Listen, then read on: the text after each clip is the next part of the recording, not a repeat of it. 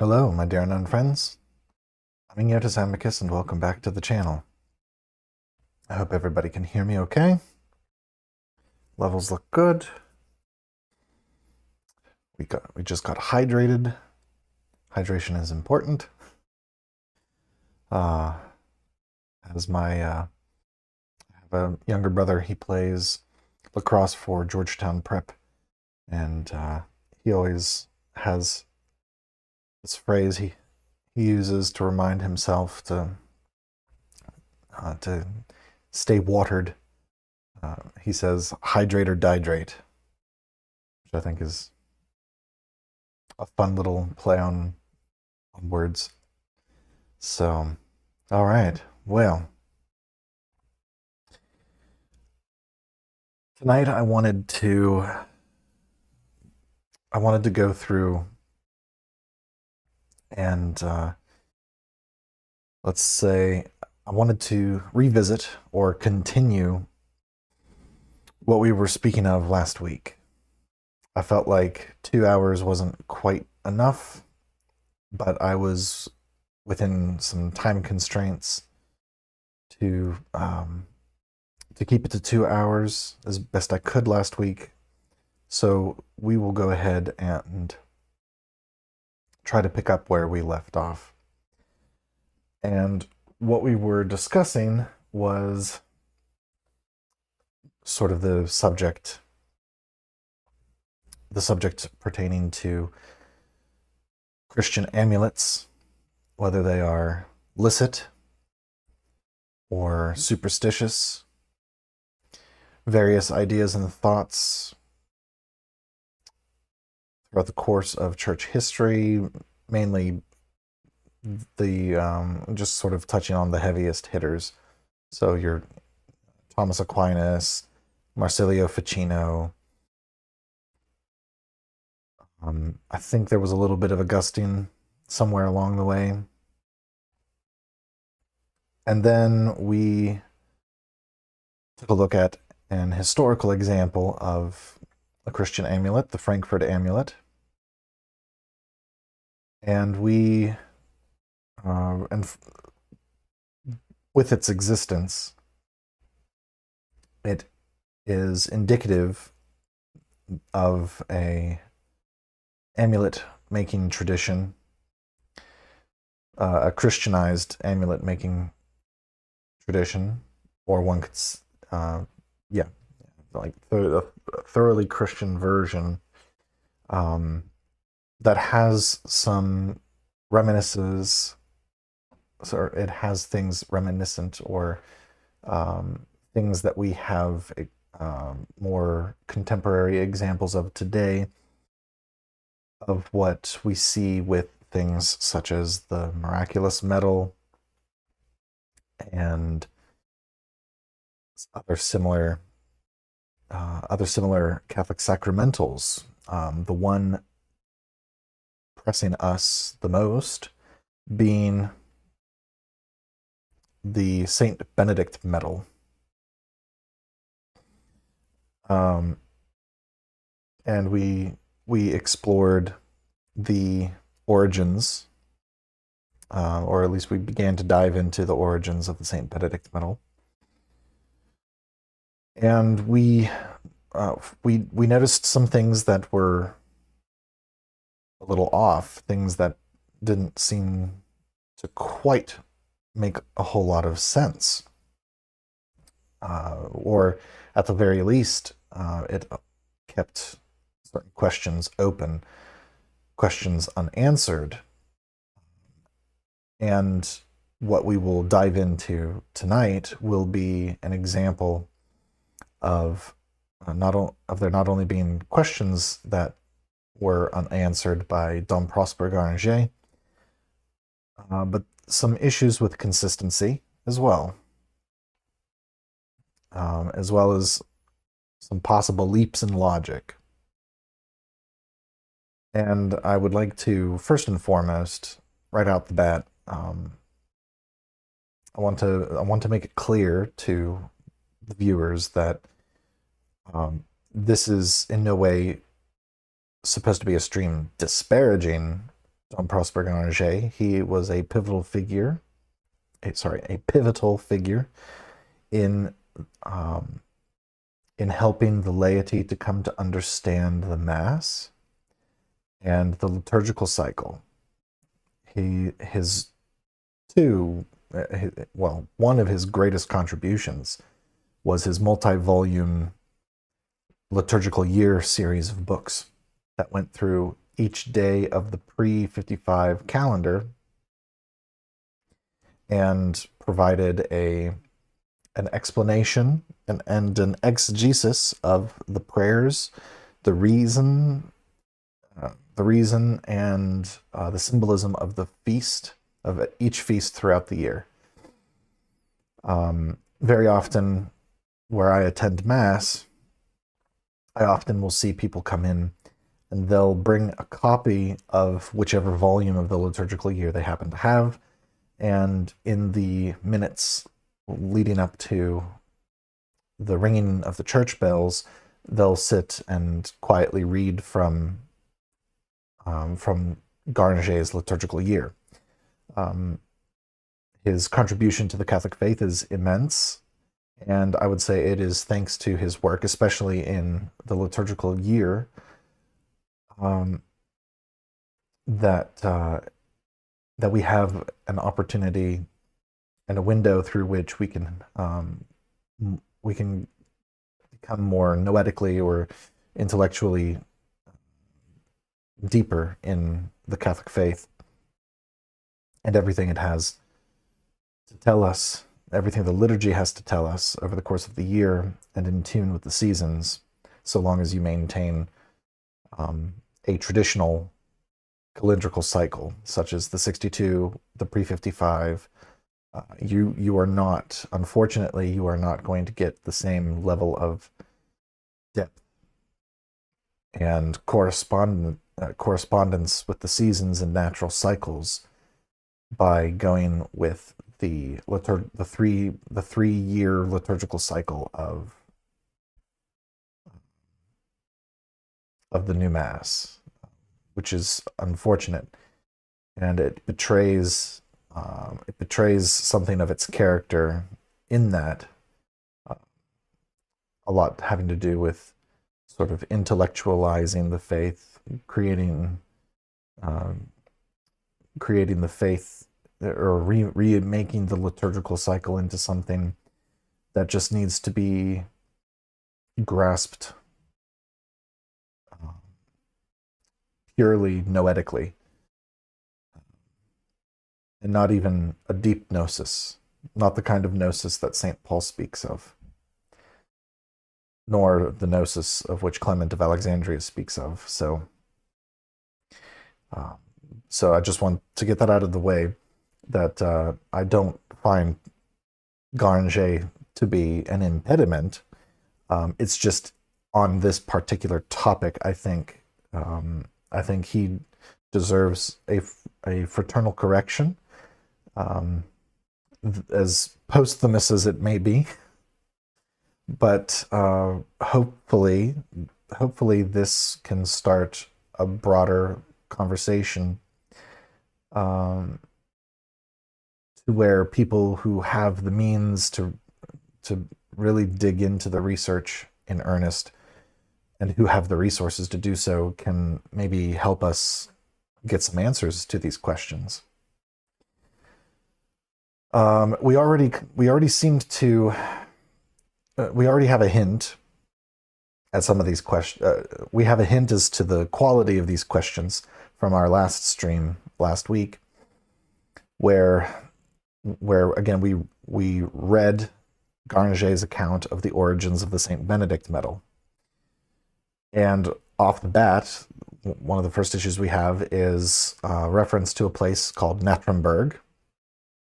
I did a live search for Natremberg, Bavaria, and nothing came up.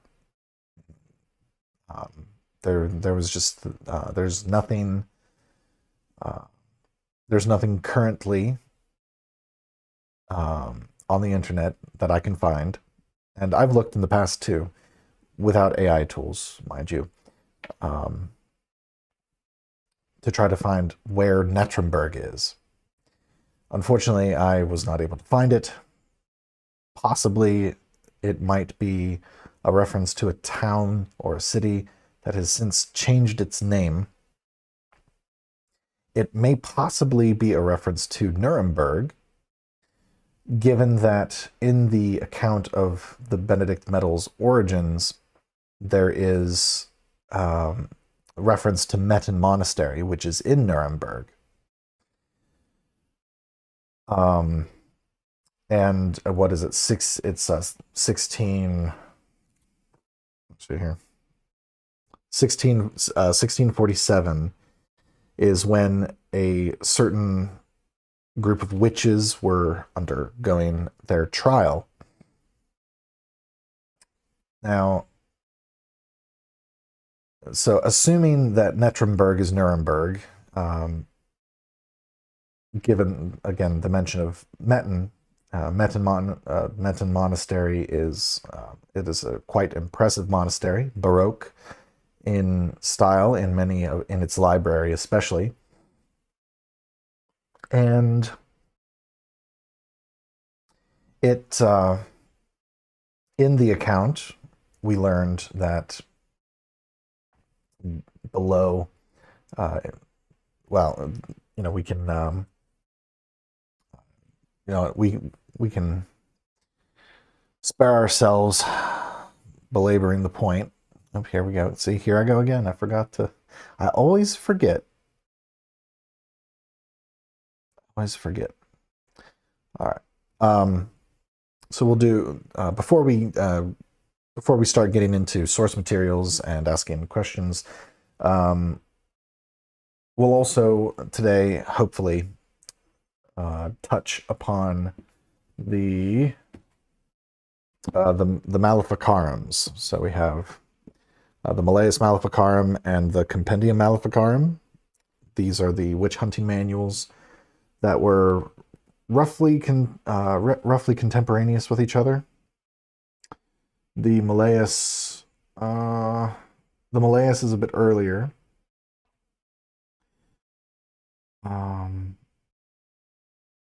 But the Compendium is a later witch hunting manual.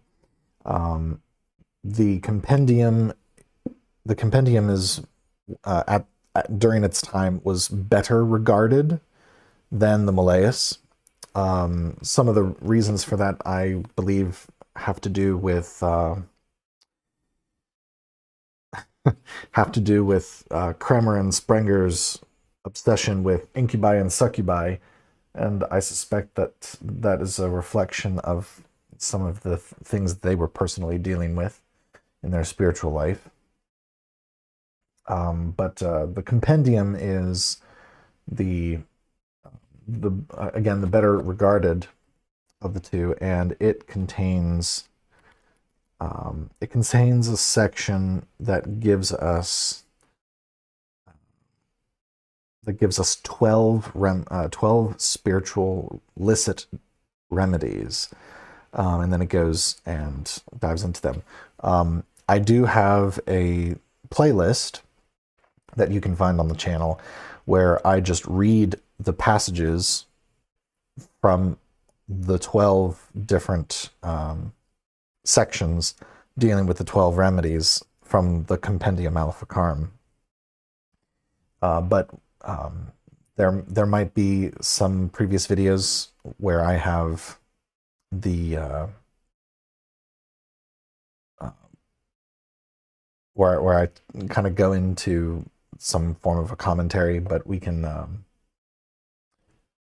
revisit that we can revisit those themes and those ideas in a live stream, because it never hurts to circle back and revisit previously reviewed material, especially as we go along, or as one goes along.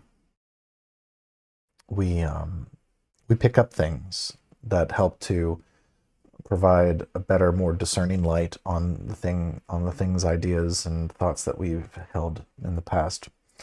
But before we get into that, we'll go ahead and take a moment to do some housekeeping. This podcast, this live stream, this YouTube channel, and everything that I do online under the moniker Ignotus Amicus is viewer supported. If it's not a we live in very interesting and turbid times, and the economy is not as great as it once was. And so while I understand that not everyone is able to contribute what they see fit, despite perchance having the desire to do so, I do offer, for those who just want to chip in a tip of like a quarter, 50 cents, $1 here, $1 there. There's a link down in the description below where you can go and buy me a coffee. This is the link. This is the landing page. If you click the link for buy me a coffee, you can do it as a one-time, or you can do it as monthly. With that being said, I would not recommend doing any monthly contributions over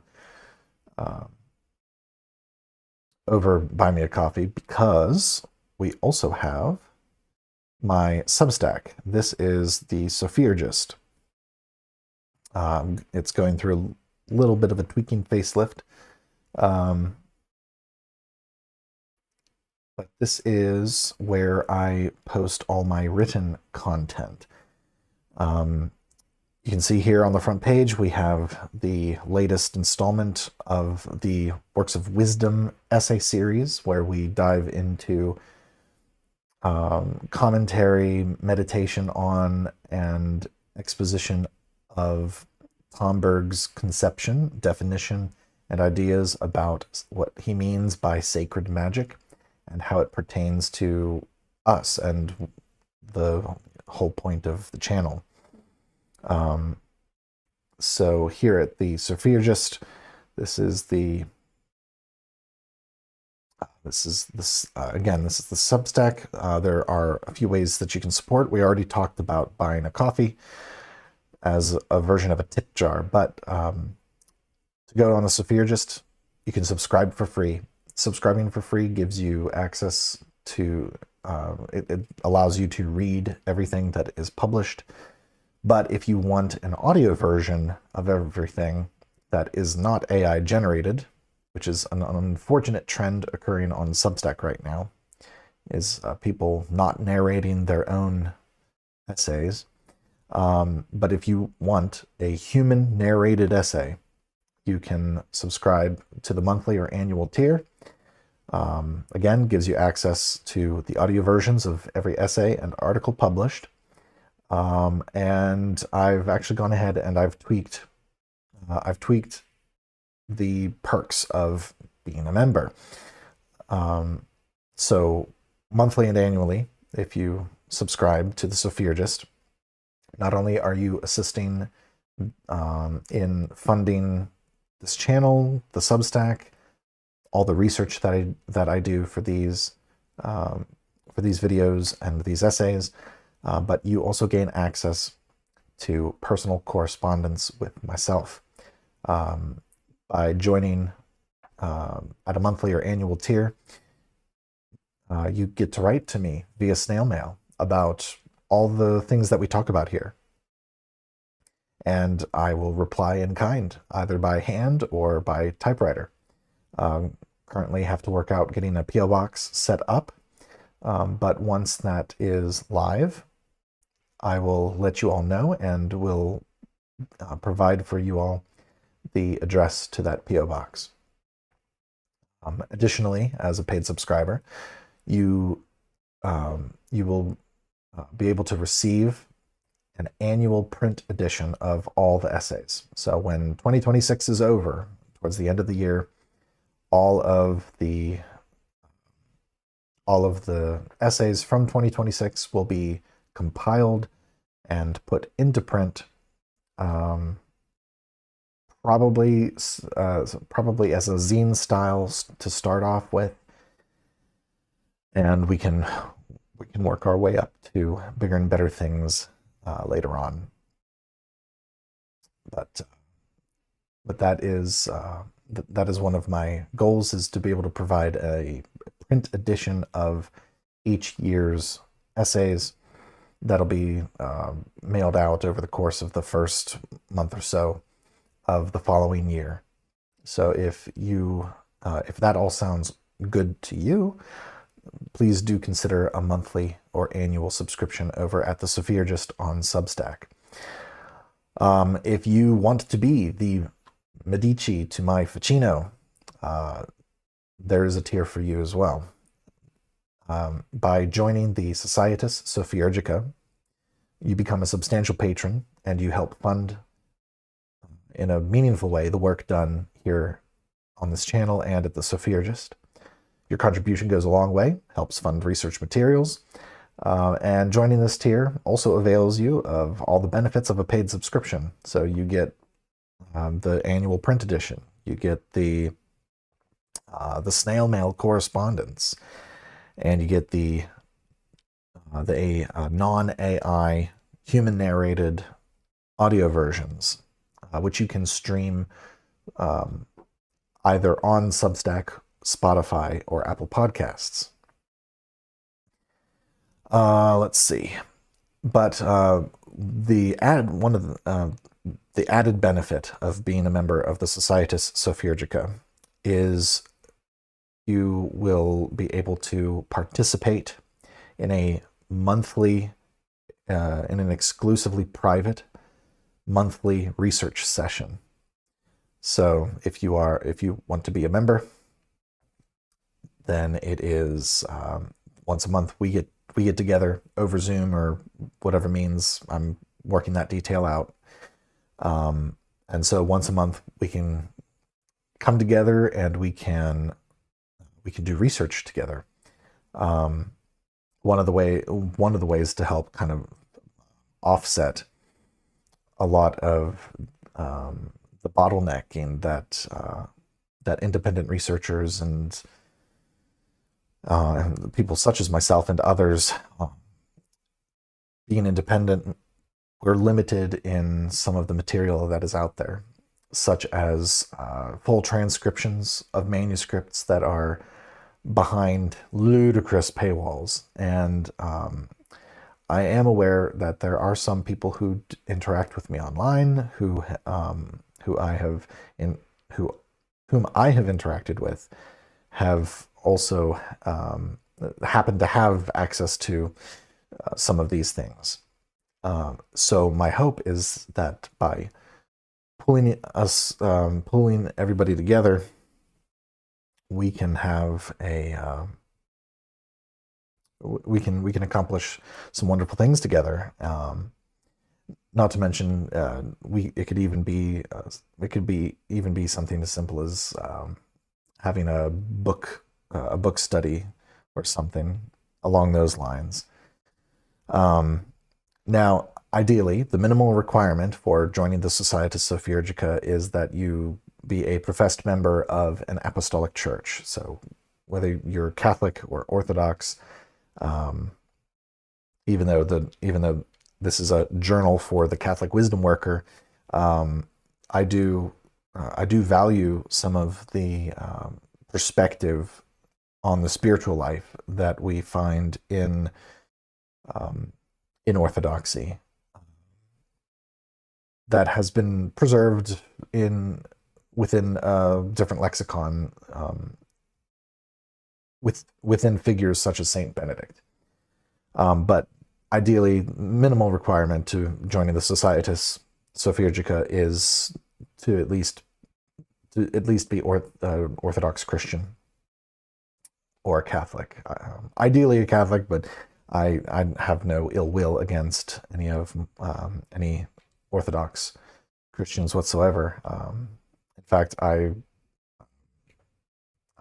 am over with Scott Mannion occasionally for their monthly conclaves that he runs, And not everyone in there is Orthodox, but I find that the interaction remains fruitful. So I want to in kind offer that up. So those are the ways in which you can support this channel. Now, we'll go ahead and I will prepare.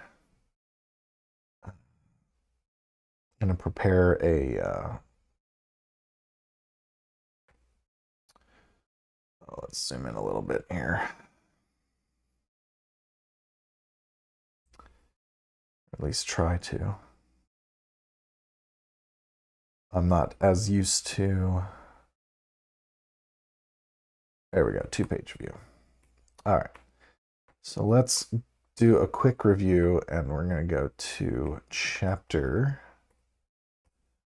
4, I think it is.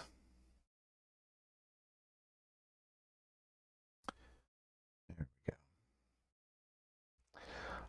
All right, all of the links for these are in the description down below if you want to read along. I'm just going to have this up on the screen so that you can see what it is that, what page and where it is that we're reading from if you want to follow along. I'm going to read from my hard copy because I stare at a screen all day for work and would rather avoid staring at a screen for too terribly long. All right. Where do we go? There we go. All right. So this is just sort of in review. So this is Dom Prosper Gueranger, the Medal or Cross of St Benedict. This was originally printed in where is it? Originally printed in 1880. So basically it was printed during the, I guess it was a jubilee or a centennial of, or like a bicentennial of the, in honor of the St Benedict Medal, which is where we get the more modern rendition of the Benedict Medal. There are older versions of it that date prior to the 1800s, where it was more, some of them are more oval, like the Miraculous Medal. Others are, some of the previous ones were round, but they didn't have the same front piece that the modern, that the post 19th century one has. The reverse side has gone relatively unchanged. Some of the earlier versions, there's just some slight difference in stylization, but otherwise, the abbreviations and the pattern in which they occur remain largely the same. I actually gifted my father for Father's Day, who is a Benedictine oblate of the Norcia Monastery.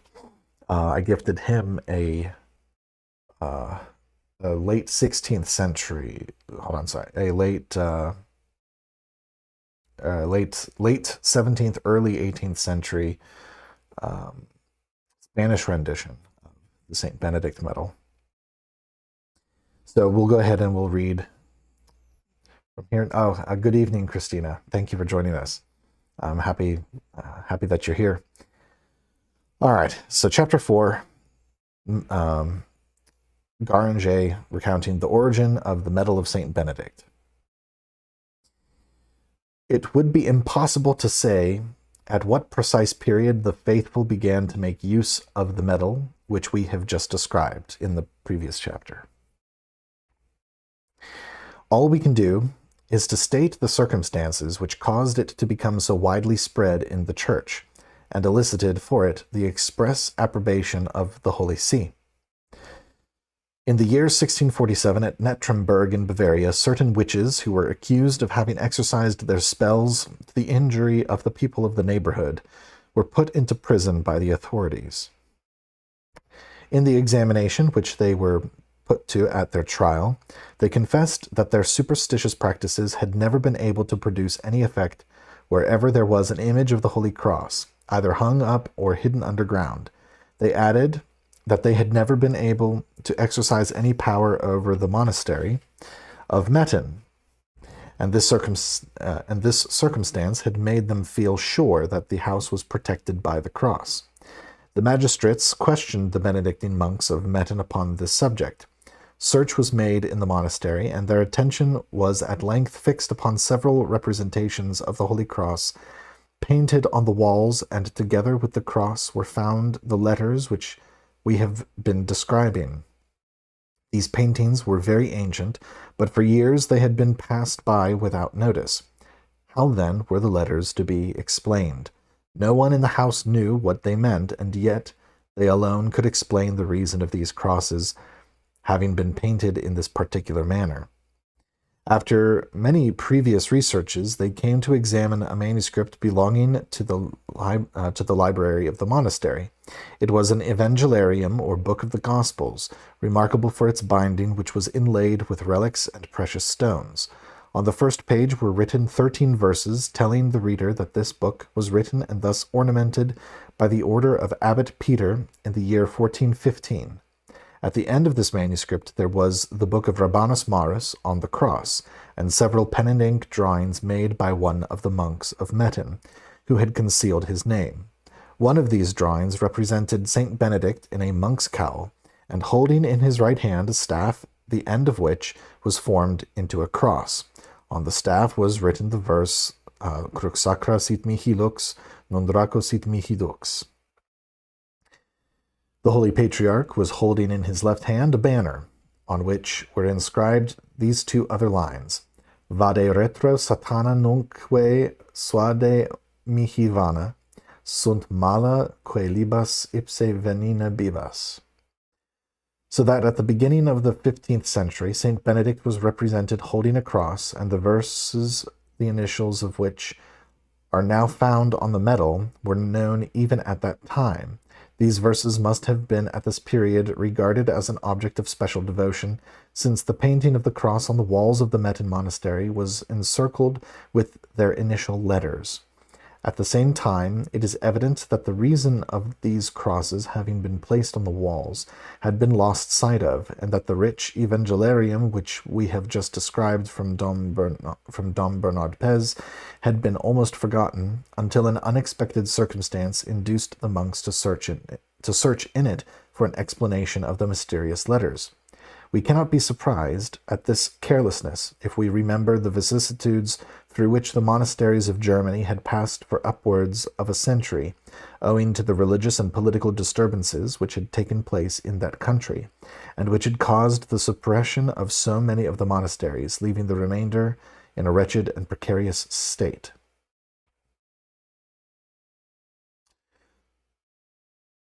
So, I think we'll pause there. So we've paused on page 17. All right. So we paused. We're gonna take a break here for just a moment, because I want to take a moment to kind of go through some things here that I think are of note, and one of the reasons why I call into question Dom Prosper's claims. So as I mentioned at the beginning of the stream and last week, there's a question as to where is Netremberg? So Netremberg in Bavaria. I cannot for the life of me discover what that is. My suspicion is that it is an older name for Nuremberg. However, I have not been able to find any evidence of any other name for Nuremberg aside from Nuremberg.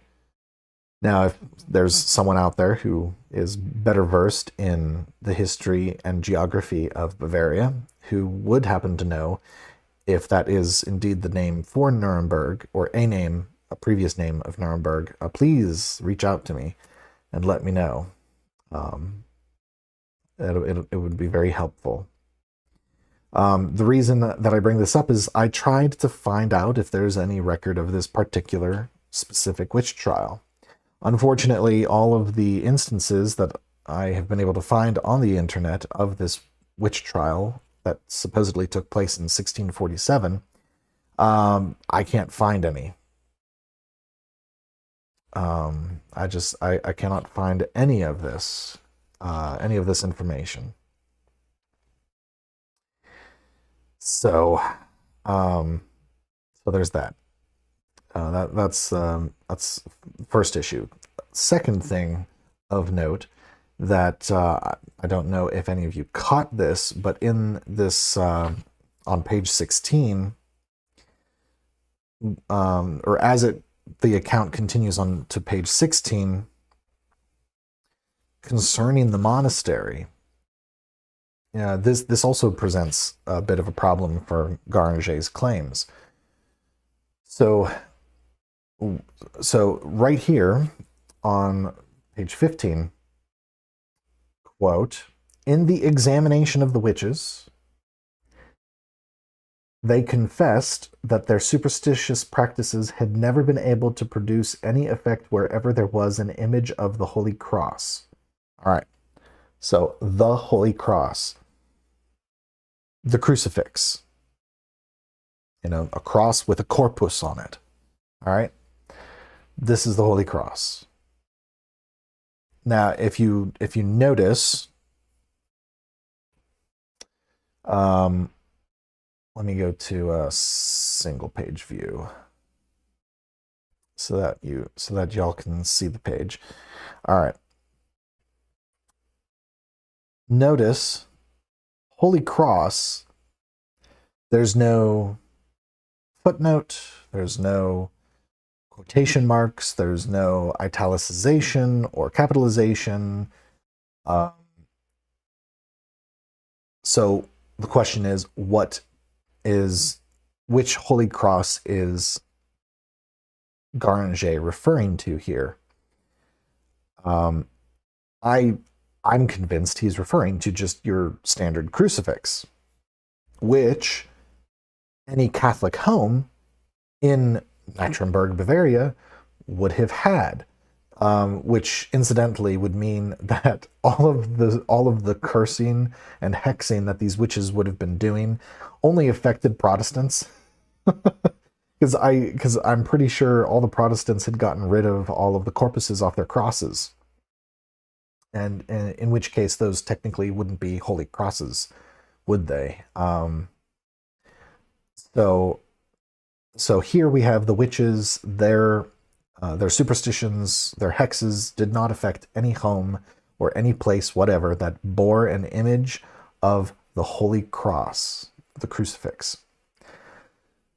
So then why was it, and this is the question that I posed last week, if it's true that the Holy Cross mentioned here is the Holy Cross, is the crucifix, your standard crucifix that every Catholic should have, then why is it that on the very next page we're told that specifically for the monastery of Metten that the monks had to go on this wild goose chase to find a Holy Cross?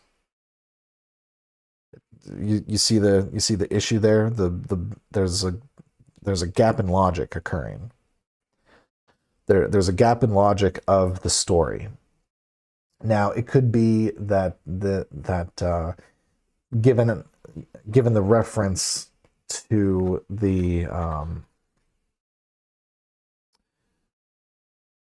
given the reference later on page 17 to the issues, the political and religious issues of the time, which is basically the 30 Years' War, and the constant flip-flopping of which branch of Protestantism was in power at any given time. That for sure the monastery, I know there were instances where the monastery had been confiscated, the monks imprisoned, but then the monastery would be restored to the Benedictines, and they would build the library back up, and so, but what's not made clear in this passage is whether or not Metten Monastery was undergoing a renovation at this time, which would explain why the monks would have to make search of the monastery for a holy cross, for a crucifix. Again, possibly as an indication, which I guess is being alluded to here on page 17. The political religious disturbances. So what we can do is we can ask the question. Metten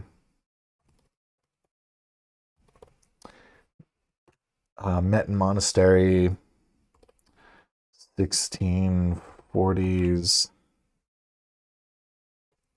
history.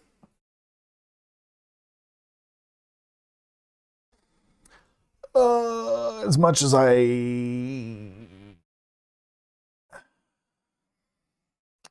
don't like Wikipedia, it's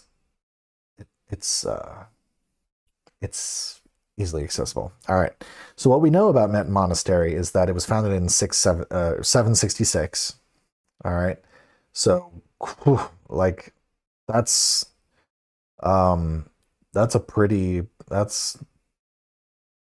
impressive. That's impressive how old the monastery is. All right.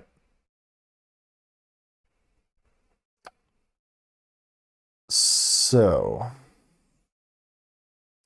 now there's this place here called Deggendorf, but again, Deggendorf, there's no way to know if Deggendorf is it a suburb of Nuremberg? Let's see. Let's take a look. There's Deggendorf, and nope. So my theory is clearly no.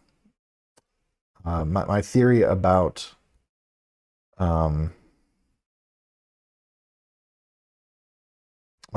Nettrenberg being Nuremberg is no, which means that Nettrenberg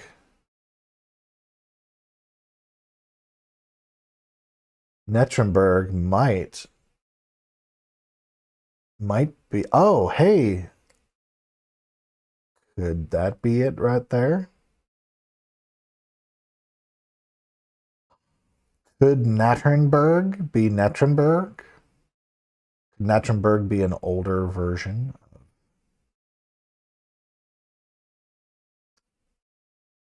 of Nettrenberg? That's an increasingly higher probability, I would say. Okay, so we have to think too. Back in the 1600s, travel was a daunting endeavor still, and so things were far more localized. So wherever this Nettrenberg is, perhaps it's this Nettrenberg here. And so perhaps this is where the witch trial was occurring, because Metten Monastery is here in Deggendorf. All right, so that helps us out maybe a little bit. Oh, there we go. Here, Metten, right there. Metten is right there. Fascinating. Okay. All right. So this is good. This is good. This is good. I don't know why I never thought to take this step, but here we are. Y'all getting to see some research in real time, and that's okay. All right. So Metten Abbey, going into the history. All right. What I want to know. Okay, so here, secularization of the monastery didn't happen until 1803.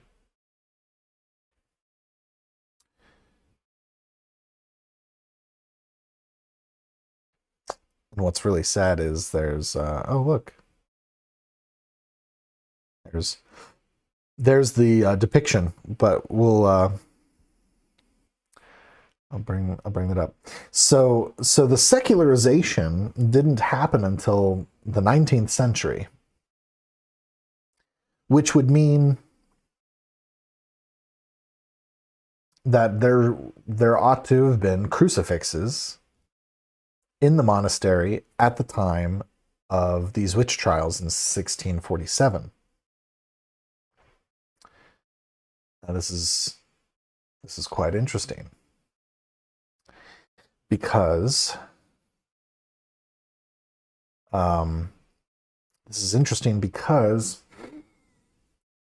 it calls in, as I pointed out, it calls into, I say, what is a Protestant region? Jacobite Protestant religion. I'm sorry if I was speaking too quickly, that nobody caught the L there.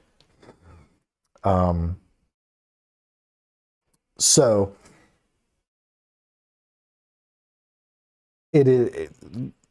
since the secularization of the monastery didn't occur until the 19th century, then it is safe to assume currently that there should have been crucifixes in the monastery.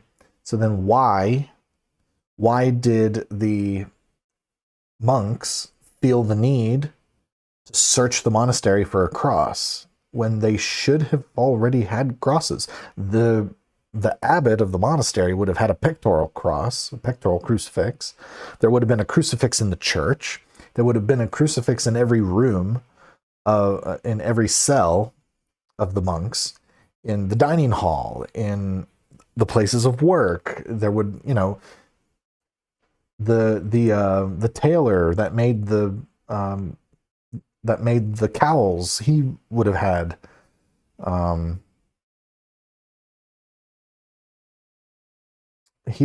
more. He would have had a crucifix in the in his workshop. So this blows my mind, how Gueranger can sit here and claim that they didn't have any crucifixes anywhere, and that they had to make search of for a crucifix. So at this point, my mind is sort of churning, thinking, well, okay, could this mean that, could this possibly mean that Gueranger is embellishing the story? And I think he is, or the story has already been embellished and he's just recounting it. I don't want to assign the embellishment onto him necessarily, but clearly the story itself, regardless of the author, is embellished. There's nothing to help make sense of why the monks would be searching the entire monastery for holy crosses when there's a crucifix in nearly every room of the monastery.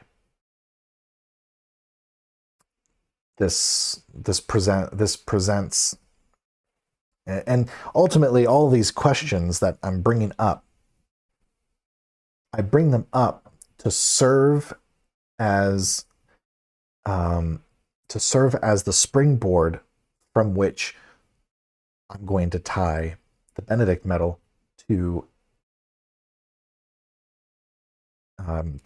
amulets. All right. So, okay. So they make a search of the monastery and they find these murals. Given that the monastery was established in 766, it stands to reason that there are crypts and places in that monastery that are very, very old.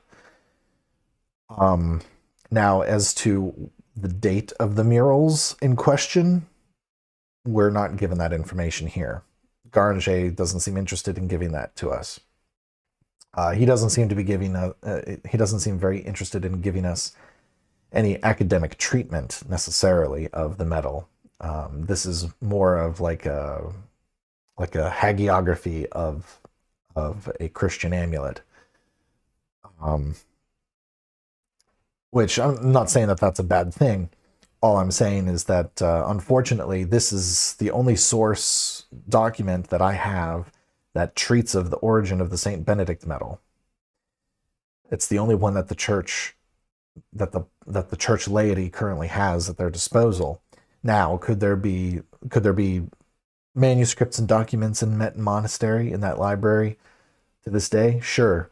Could there be documents that one could reference to get a more academic, granular understanding of the factual origins of the medal tucked away in the Vatican archives? I'm sure there are.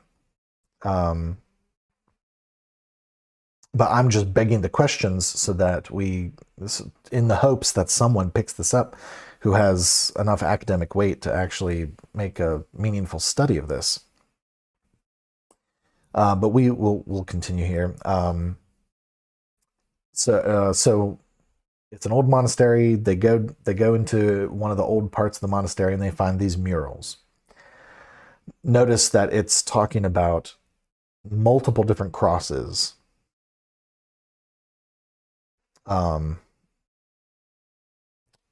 Let's see. Search was made in the monastery, and their attention was at length fixed upon several representations of the Holy Cross painted on the walls. Okay. And together with the cross were found the letters which we have been describing. So there's multiple representations of this Holy Cross. Again, this is very strange. Here we see Gueranger using the phrase Holy Cross to describe these things. So is it that he's not talking of a crucifix? I really don't. I'm not sure. Perhaps he's using it to refer to both, because it's called the Holy Cross of Father Benedict.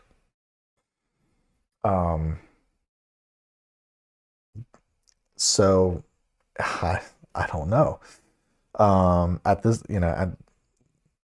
it's not made clear. It's very ambiguous, and it brings to doubt, not to doubt, but it provides a dubious character to what it is that we're dealing with and the actual origins of the Benedict Medal. Also note that he says that these paintings, these murals of these holy crosses with these letters, these random letters, were very ancient. So they date far enough in time, probably from the time of the establishment of the monastery. Now, the Evangeliarium that is referred to here, let me real quick, let me get that for y'all, because I happen to have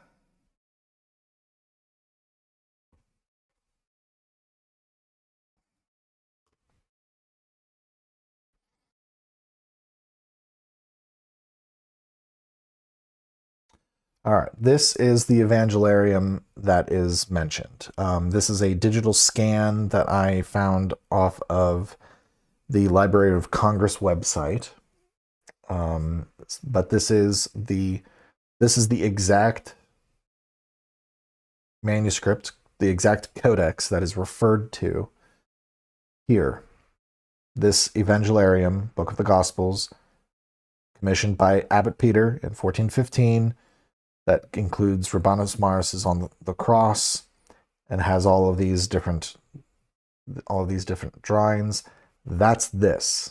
Okay, so we are looking at a source document. Now we're just gonna go all the way so that I can show you On the Cross by Rabanus Maurus. All right, here is so Rabanus Maurus. He was a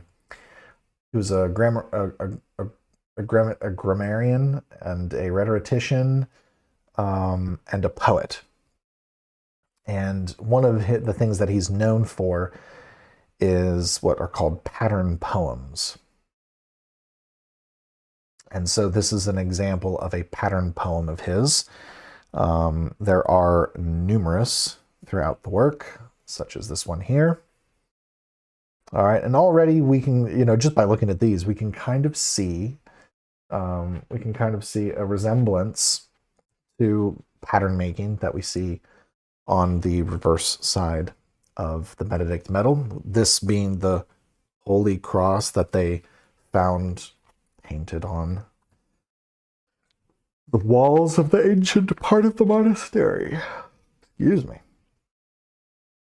All right, and there's a few various different examples of some really fascinating patterns. Got some angels going on over there. You got this fascinating little thing here. I'm trying to find one of my favorites. One of my all-time. Here's something. Here's another one. Here's another one. Look at that. All right, you got the Agnus Dei. You got the tetramorph, basically. But this looks like a tenet square.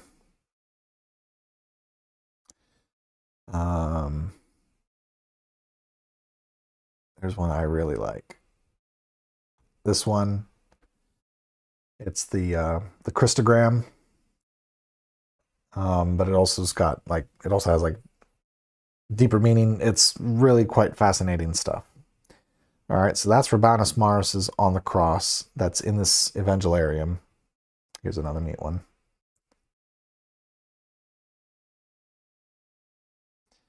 I believe that's supposed to be a self-portrait of him at the foot of the cross. All right, and then we get into a section of the book that contains a lot of drawings. These start off as scenes from Scripture, and they have quite a lot of scenes from Scripture depicted here. But then the contents take a turn. Then we get to these diagrams, these very fascinating diagrams that I want to someday I want to dedicate time to figuring out what these diagrams are all about. I mean, they're just so fascinating. Oh, look at this one. Look at that one.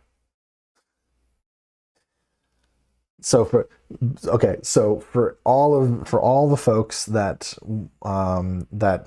are scandalized by the Star of David, it's the Star of Rephaim and all that stuff. How about I point y'all in the direction of the back matter of this Evangeliarium. These were drawn by a Benedictine monk somewhere around the 15th century. Early 15th century, 1415, all right? Before the Renaissance really was kicking off and going crazy, all right? So let's calm down with the anti-Star of David stuff. It is a geometric form, and nobody owns geometry. And it can be applied like many meanings can be applied to it. It depends on its usage. So let's just calm ourselves. I mean, look at this. This stuff is just, this whole thing is awesome. And I hope to really dive into it someday. But the part that we are most concerned with is this one right here. Do you notice? You see? Look.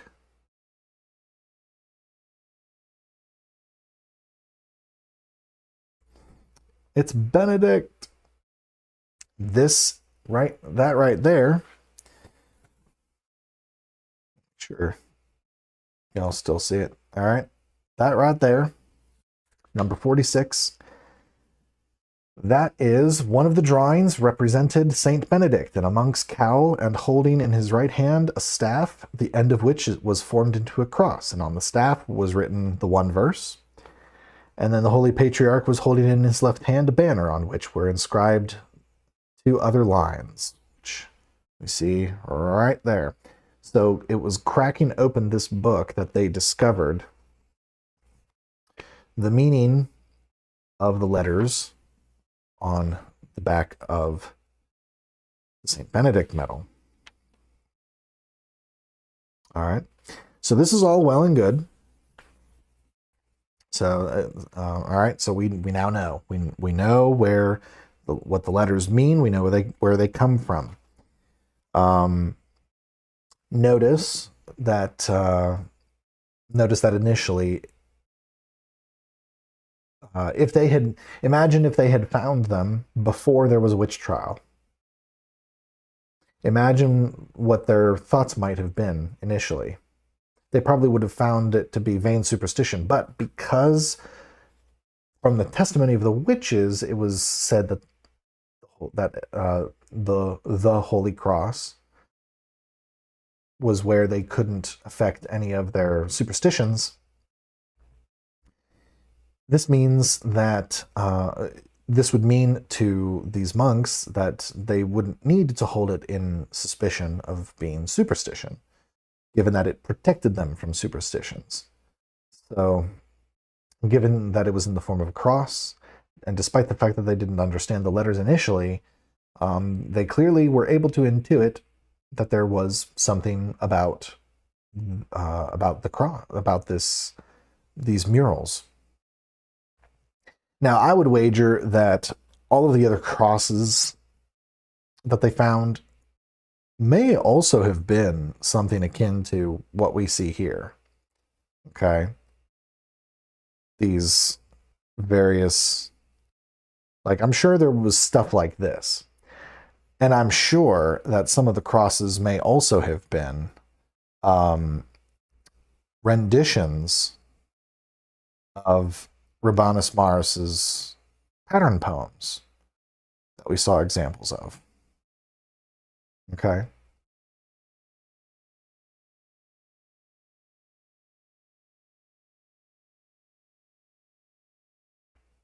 Oops. One sec.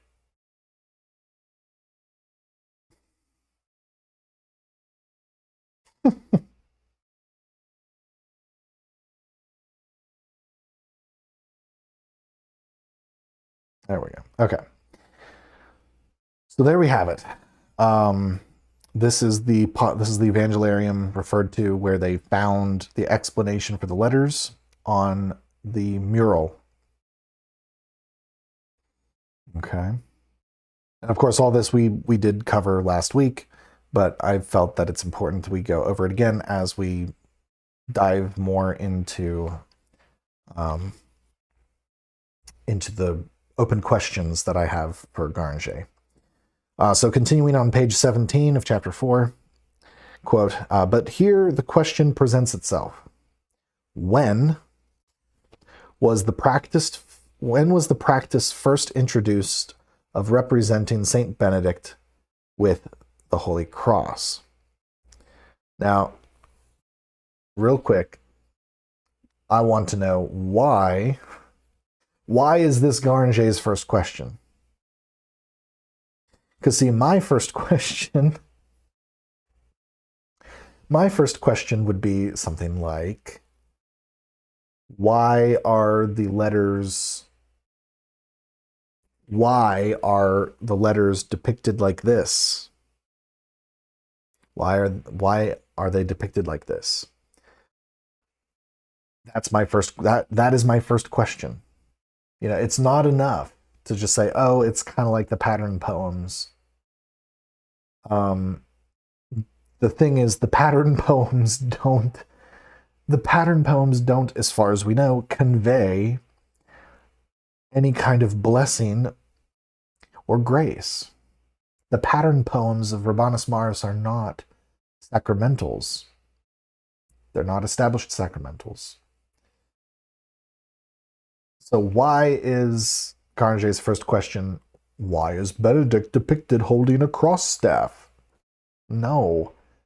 The first question should be, why is the Holy Cross mural arranged in this fashion? That is the question, Mr. Dom Guéranger. But we will continue. Quote, in answer, we may fairly quote as some kind of origin to this practice the very characteristic facts which we have already given from the lives of Saints Placid and Maurus, those first founders of the traditions of the Benedictine order. From these instances, we learn how both of these saints performed their miracles by associating to the power of the Holy Cross the merits of their master St. Benedict. But we may also find a further clue to this question in the fact related in the life of Pope St. Leo IX, who governed the Church from 1049 to 1054. This holy pontiff was born in the year 1002. His name was Bruno, and during his childhood he was put under the care of Berthold, Bishop of Toul. Being on a visit to some relations at the castle of Egensheim, he was sleeping one night. It was between Saturday and Sunday in the room which he had been allotted. During his sleep, a frightful toad came and crept on his face. It put one of its 4 feet on his ear and the other under his chin, and then, violently pressing his face, began to suck at his flesh. The pressure and pain awoke Bruno.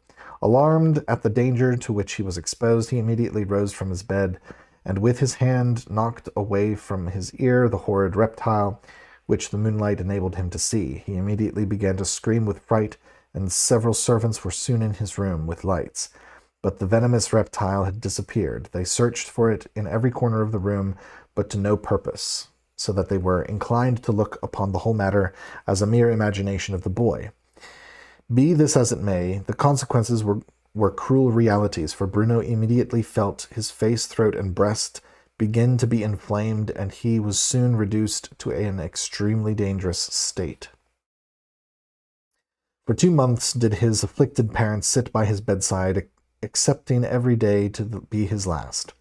But at length God, who destined him to become the pillar of his church, put an end to their anxiety by restoring him to health. For 8 days he had been speechless, when on a sudden, whilst perfectly awake, he saw a shining ladder, which seemed to go from his bed, and then, passing through the window of his room, reached up to heaven.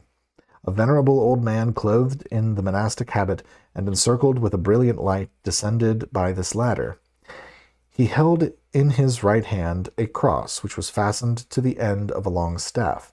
Coming close up to the sick man, he put his left hand on the ladder, and with his right placed the cross which he was carrying on Bruno's face, venom to issue through an opening which was then and there formed near the ear. The old man then departed by the same way by which he had come, leaving the sick man with the certainty of his recovery. So, such are the facts, as we find them related in the Acts of St. Leo IX, given by Dom Mabillon in his 6th Benedictine century.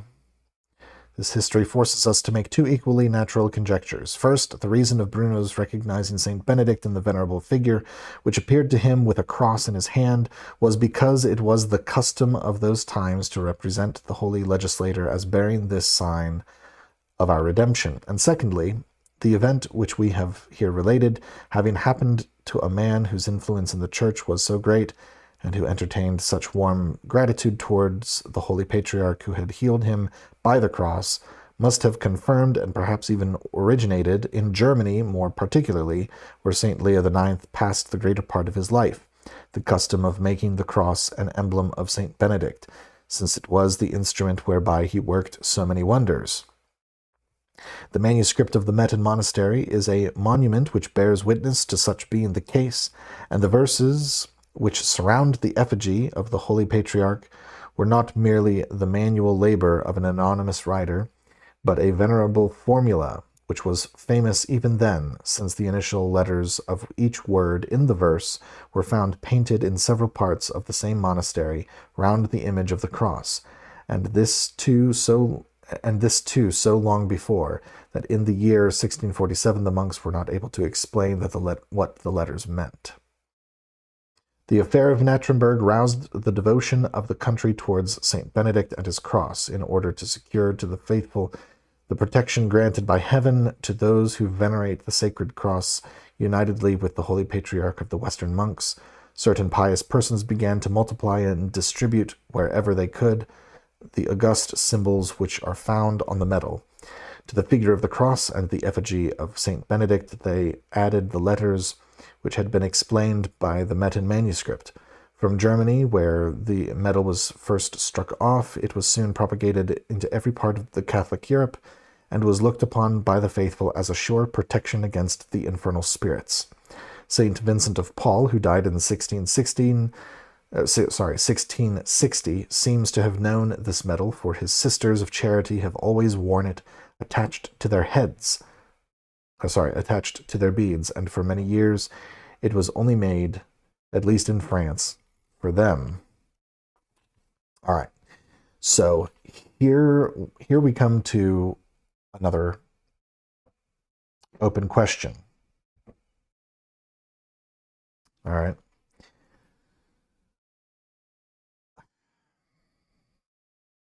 And yet another place where I take issue with Gueranger. So he only uses one instance. He only gives us one instance of associating St. Benedict with a cross. Okay, mind you, in this vision that Leo IX had, the cross, it was just a cross. It didn't bear a corpus. It was just the figure of a cross on a staff. Gueranger doesn't say that the staff was engraved. He doesn't say that that in Leo's vision that that Benedict was bearing the banner. So what to make of this? What do we make of this?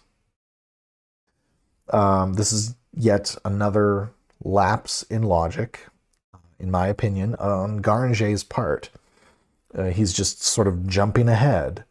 He's not giving us enough. He's not giving us enough to go on to have any certitude about the medal's origin, which is deeply unfortunate.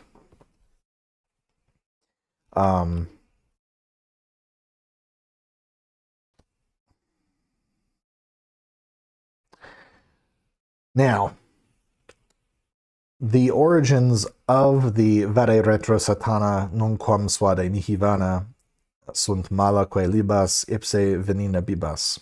All right, which is Latin for, "Begone, Satan, and suggest not to me thy vain things. The cup thou profferest me is evil. Drink thou thy poison." All right. Now, this is in chapter 3 about the letters that are inscribed on the medal. So we can go back.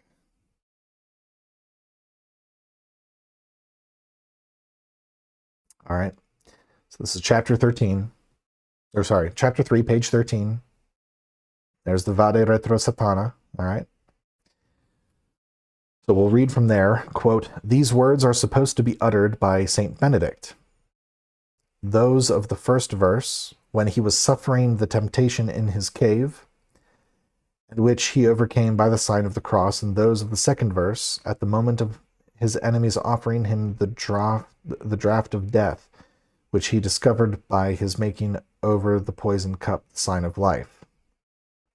And notice there at the bottom of the page that Gueranger provides us 2 citations, which is very helpful.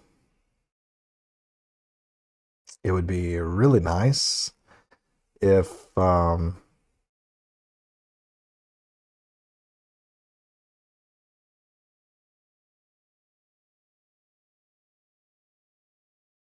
it would be really nice if he would be so courteous as to litter these first few chapters with citations, but these are the 2 that we got. All right, so the Life of St. Benedict, chapter 2 and chapter 3.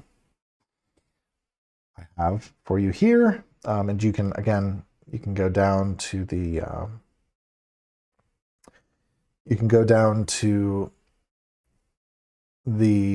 description below to get links for these.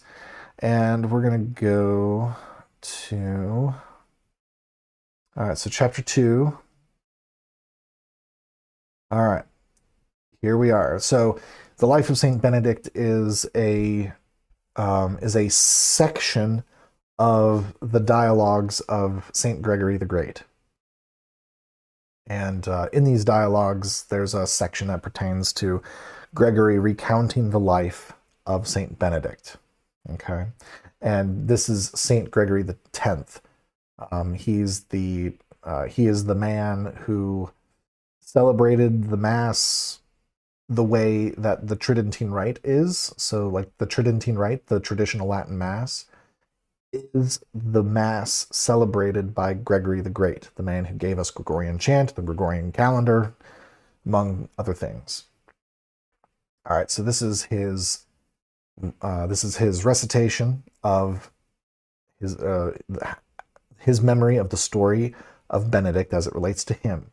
This, again, we're just to refresh, get it in your head. This is the first line. So this portion here, this VRS portion, this is the Vade retro Satana, nunquam suade mihi vana. All right. Gueranger is claiming that chapter 2 tells us that these words were uttered by St. Benedict during his temptation in the cave. Okay, so let's go ahead and let's read the temptation in the cave. Here we are.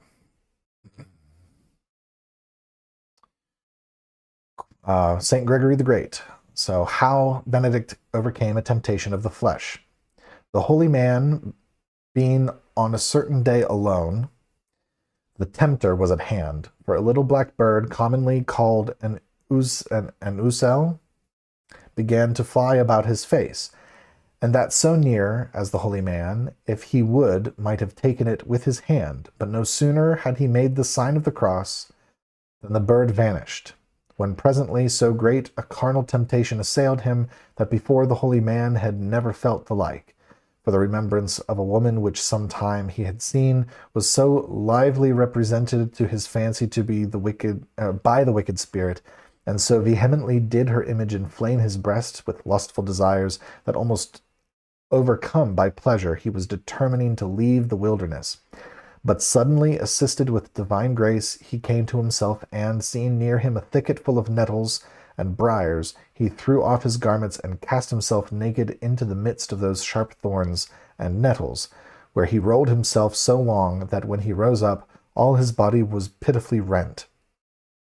Thus by the wounds of his flesh he cured those of his soul, by turning pleasure into pain, and by the vehemence of outward torments he extinguished the unlawful flame which burnt within, overcoming sin by changing the fire. After which time he himself related to his disciples he was so free from the like temptation that he never felt any such motion. Many after this began to forsake the world, and to hasten to put themselves under his government, Being now altogether free from vice, he worthily deserved to be made a master of virtue, as it is commanded by Moses that the Levites should serve from 25 years and upward, and after 50 years they should be appointed to keep the holy vessels. Then a disciple, one of the acolytes or assistants to Gregory is named Peter. It's like, I have already understood something of this testimony alleged, yet I pray make it more plain to me. Gregory says, it is manifest, Peter, that in youth the temptations of the flesh are great, but after 50 natural heat waxeth cold. Now the soul of good men are the holy vessels. Therefore, while the elect are in temptation, it is necessary that they live under obedience and be wearied with labors. But when, by reason of their age, the fervor of temptations is assuaged, they are ordained keepers of holy vessels, that is, become instructors of souls. And then chapter 2 ends. Did you notice anything? Did anybody notice anything?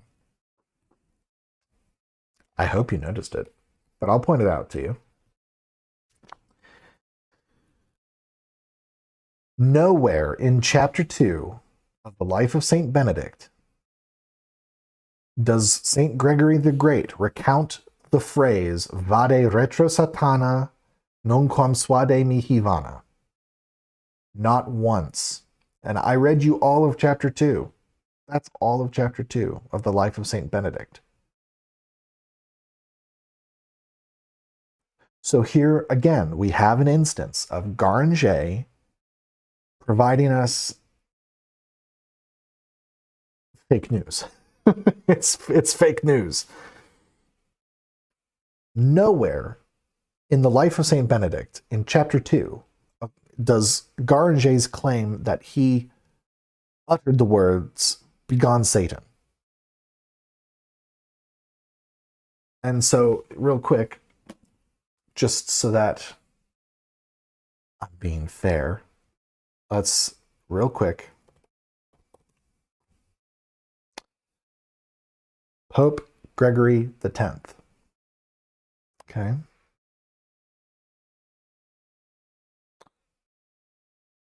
Papacy began 1271.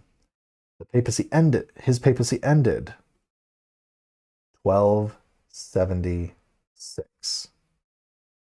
Okay?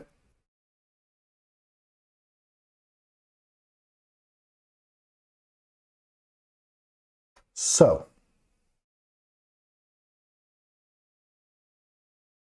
if Gregory is not recounting this supposed tradition that Gueranger is claiming exists in explanation of the verses that are depicted in their initial letters on the back of the medal,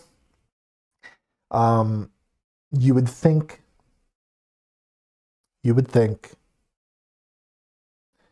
that that would have been preserved in Gregory's dialogue with Peter. Pardon me a second.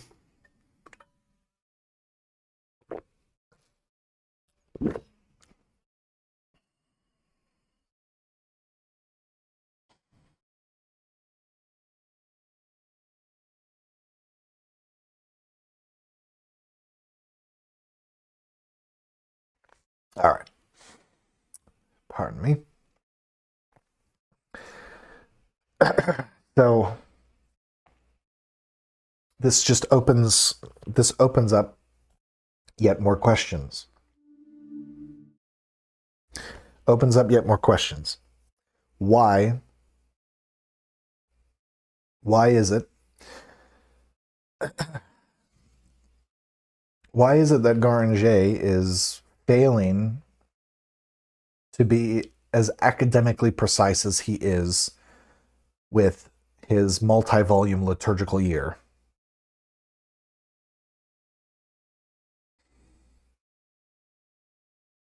This baffles me.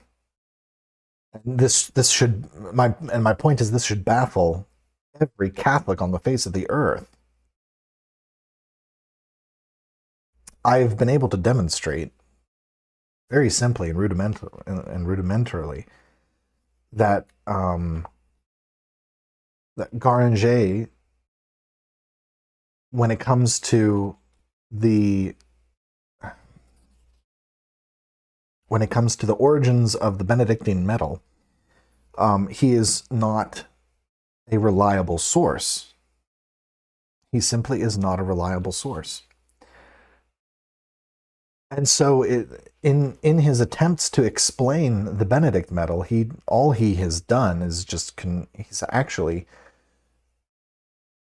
done more to confuse and to obfuscate whatever the actual origins of it are.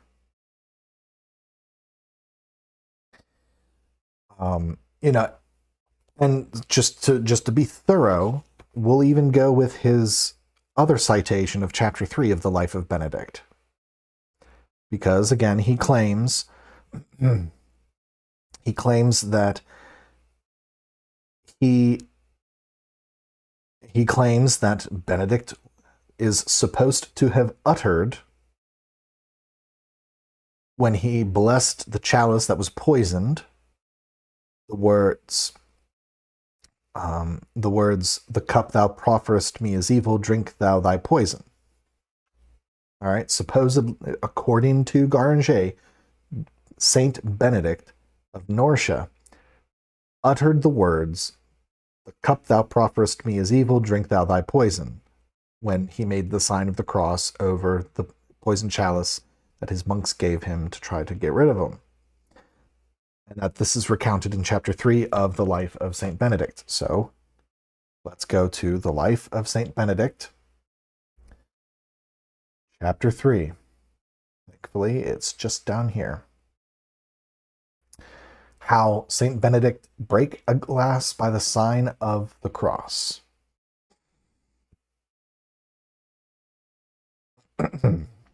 Quote, this is Saint Gregory the Great. All right. Having thus vanquished his temptation, the man of God, like a good soil well manured and weeded, brought forth abundant fruit of the seed of virtue, so that his fame began to spread itself more largely. Not far off was a monastery, whose abbot being dead, the whole convent repaired to the venerable man Benedict, and with earnest persuasions requested him for their abbot, which he refused for a long time, forewarning them that his manner of life and theirs were not agreeable. Yet at length, overcome with opportunity, he gave consent. But when in the same monastery he began to observe regular discipline, so that none of the monks, as in former time, were permitted by their disorder to swerve any way from the path of virtue, which receiving they fell into a great rage, and began accusing themselves of their choice in receiving him for a superior, whose integrity of life was disproportionate to their perverseness. And therefore, when they perceived themselves restrained from unlawful acts, it grieved them to leave their desires, and hard it was to relinquish old customs and begin a new life. Besides, the conversation of good men is always odious to the wicked. They began therefore to plot his death, and after consultation had together they poisoned his wine.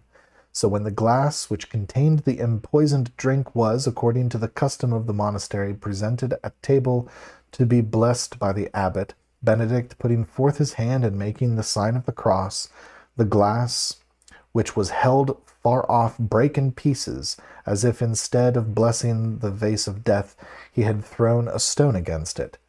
By this the man of God perceived that the glass had in it the drink of death, which could not endure the sign of life.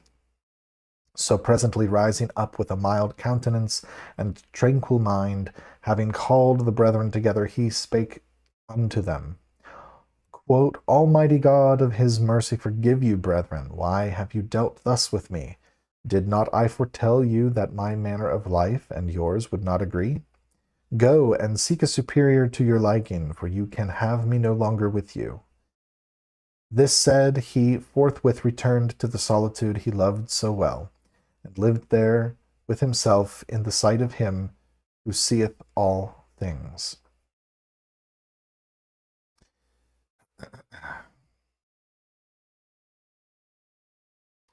Peter, I do not well understand what you mean. He lived with himself. Okay, no need to go into there. But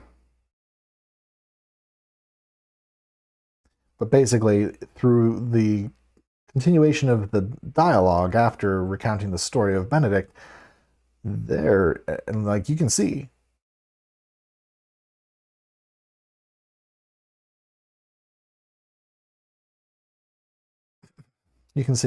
there's no other quotations from Gregory attributed to Benedict, other than quotes of scripture. And from the main story itself, the only words he ascribes to St. Benedict are these. This is it. The highlighted section there. That is the only section in chapter 3 of the life of St. Benedict where Benedict is attributed as having uttered. And none of what Gregory says, none of what Gregory attributes Benedict having said lines up with Guéranger's claim that Benedict spoke the Sunt mala que libas verse over the chalice. It's not there. So again, it begs the question, what is it? Where is Guéranger getting this? Is this just a pious tradition? And see, here we run into the possibility that Guéranger is committing an anachronism. It could very well be the case that since the discovery of the murals in Metten Monastery, whatever the true reason for their discovery, and with the promulgation of the medal and the miracles that have occurred from its use, we see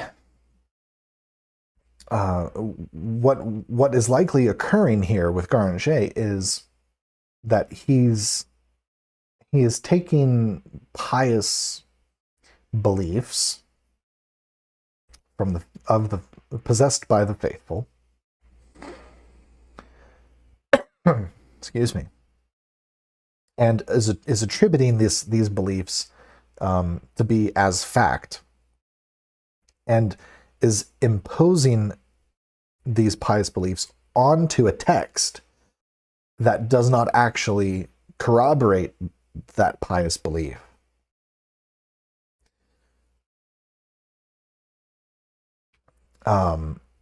So this is not to say that any of this is a problem. It's just that the actual explanation,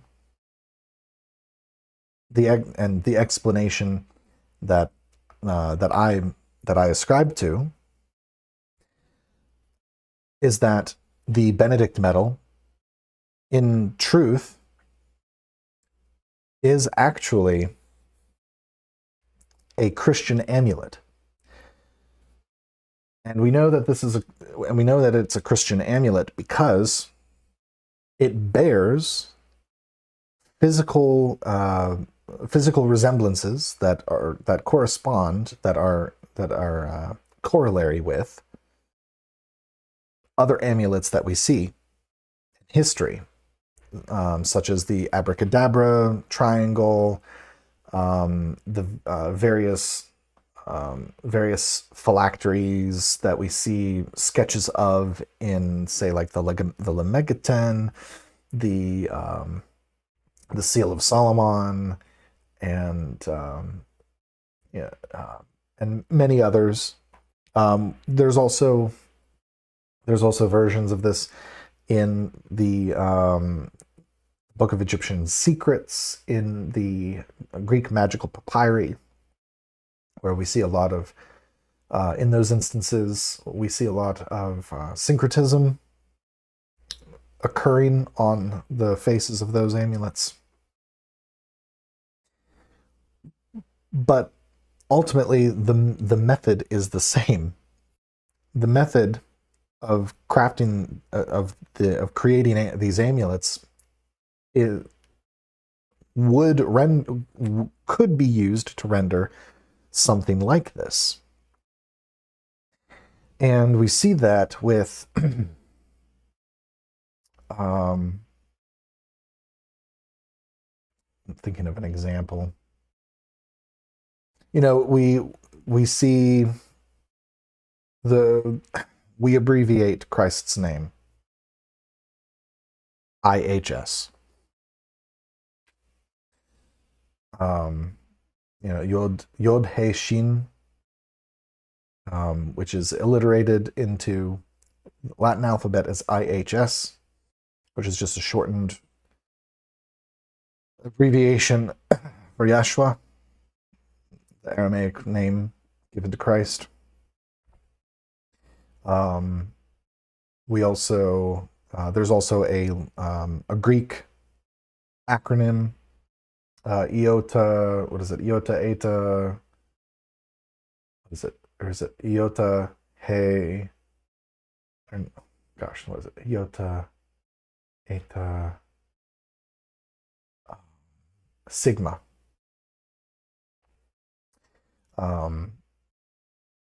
Which has its meaning. So yeah, there are just too many examples, historical examples of amulets that are either syncretist or not actually Christian, that the Benedict Medal actually has more in common with as far as its construction and how it is rendered. And given that such amuletic practices were still fresh in everybody's memory in the 8th century, it would stand to reason that whoever painted those murals in Metten Monastery understood that, and however it was that he selected that monk or whoever it was selected those particular verses to abbreviate, you know, it could just be one of those instances of poesis, of a sort of sacralized, a prayerful poesis, and that he was inspired. The monk that made them was inspired to render the verses as such, and that somehow, as Gueranger does point out, without giving enough ample evidence, in my opinion, that it's very well, and it is an old enough tradition of at least 200 years, 200 up to 600 years of ascribing the verses, the Vade Retro Satana verses, to Benedict, like he says, because otherwise, why would it have ended up in the Pauper's Evangeliarium that we looked at earlier?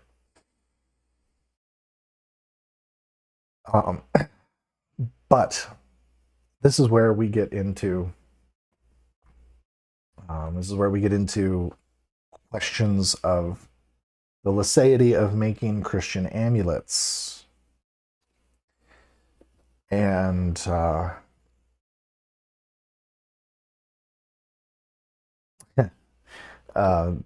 it's where it gets a little tricky.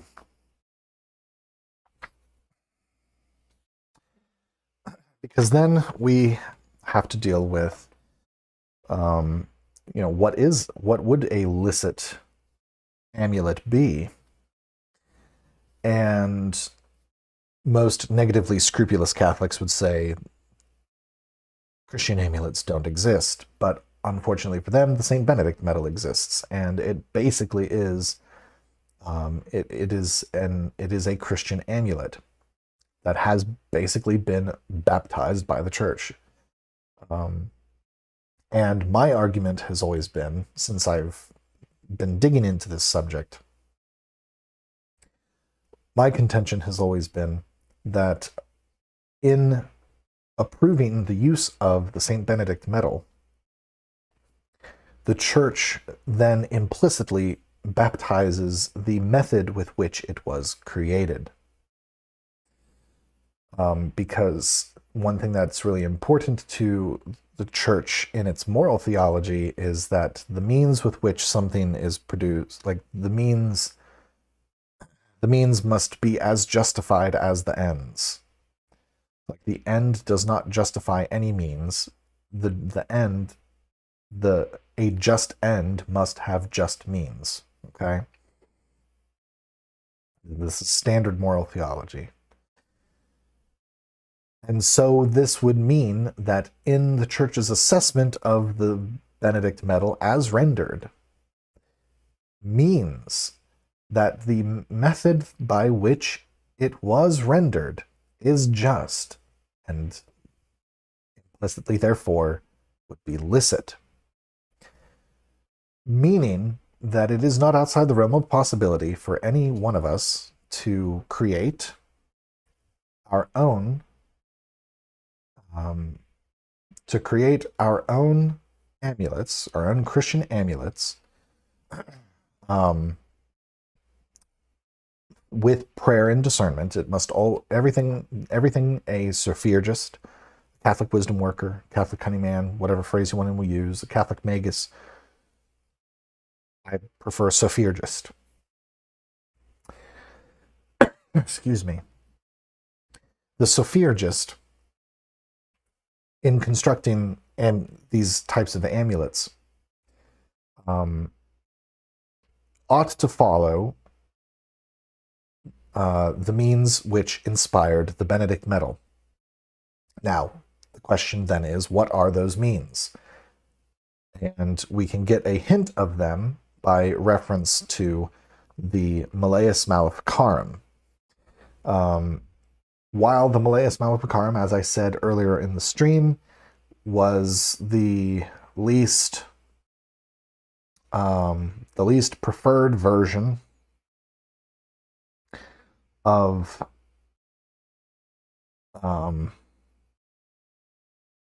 the Maleficarums that were written,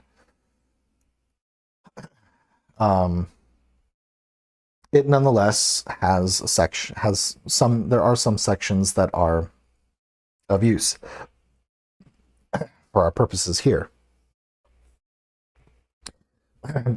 It provides a good summary of Catholic teaching that has already been rendered. And we'll also take a quick look at the Compendium Maleficarum as well. Again, links to where you can look at the Malleus yourself and read along if you wish. You can find it down in the description below. But we're going to go to page... we're going to go to page 180. So it's part of part 2, question 2, chapter 6, which details the prescribed remedies, to wit, the lawful exorcisms of the church for all sorts of infirmities and ills due to witchcraft, and the method of exorcising those who are bewitched.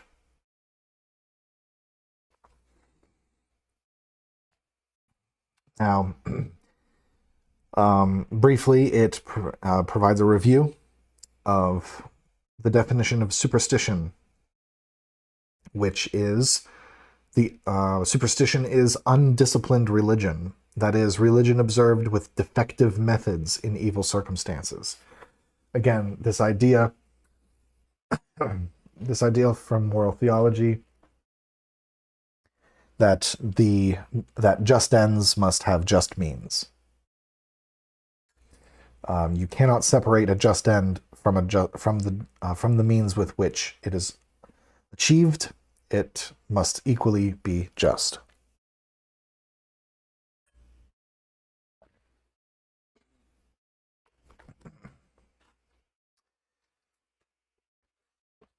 And I find that to be a very useful quick summary of what superstition is.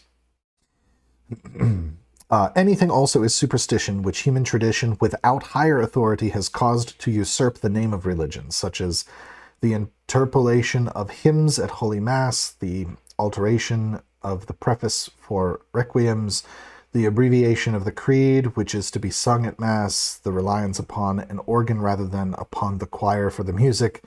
What's interesting is that, and this is one of the reasons, that little passage right there is one of the reasons why the Malleus Maleficarum was considered less tenable than the Compendium, because of some just rather brash opinions on the part of Kramer and Sprenger. But to return to our point, they say, when a work is done by virtue of the Christian religion, as when someone wishes to heal the sick by means of prayer and benediction and sacred words, which is the matter we are considering, such a person must observe 7 conditions by which such benedictions are rendered lawful. And even if he uses adjurations through the virtue of the divine name and by the virtue of the works of Christ, his birth, passion, and precious death, by which the devil was conquered and cast out, such benedictions and charms and exorcisms shall be called lawful, and they who practice them are exorcists or lawful enchanters. See St. Isidore's Etymology, chapter 8. Enchanters are they whose art and skill lies in the use of words. And in the first of these conditions, as we learn from St. Thomas Aquinas, is that there must be nothing in the words which hints at any expressed or tacit invocation of devils. All right, that's pretty obvious.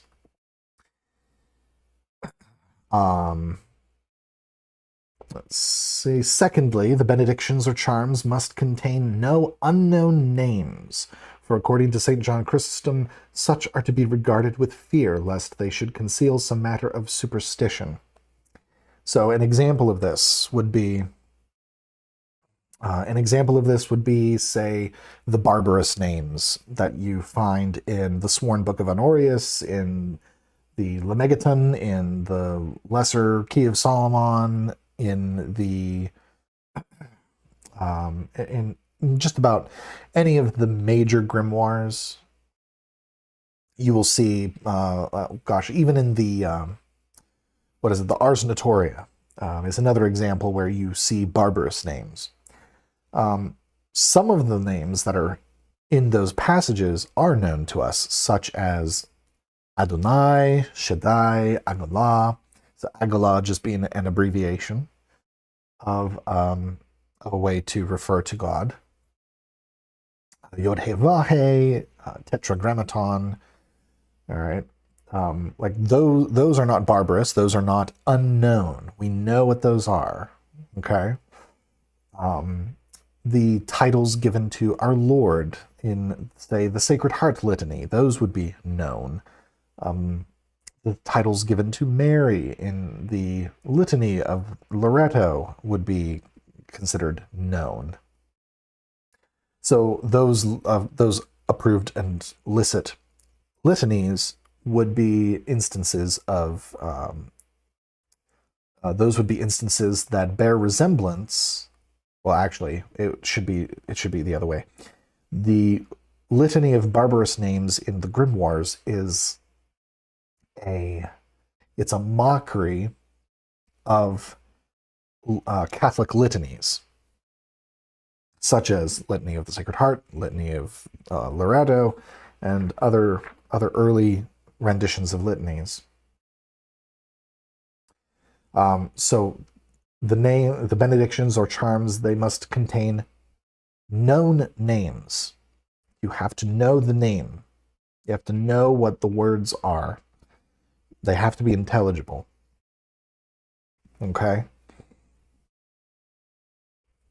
Thirdly, there must be nothing in the words that is untrue. For if there is, the effect of them cannot be from God, who is not a witness to a lie.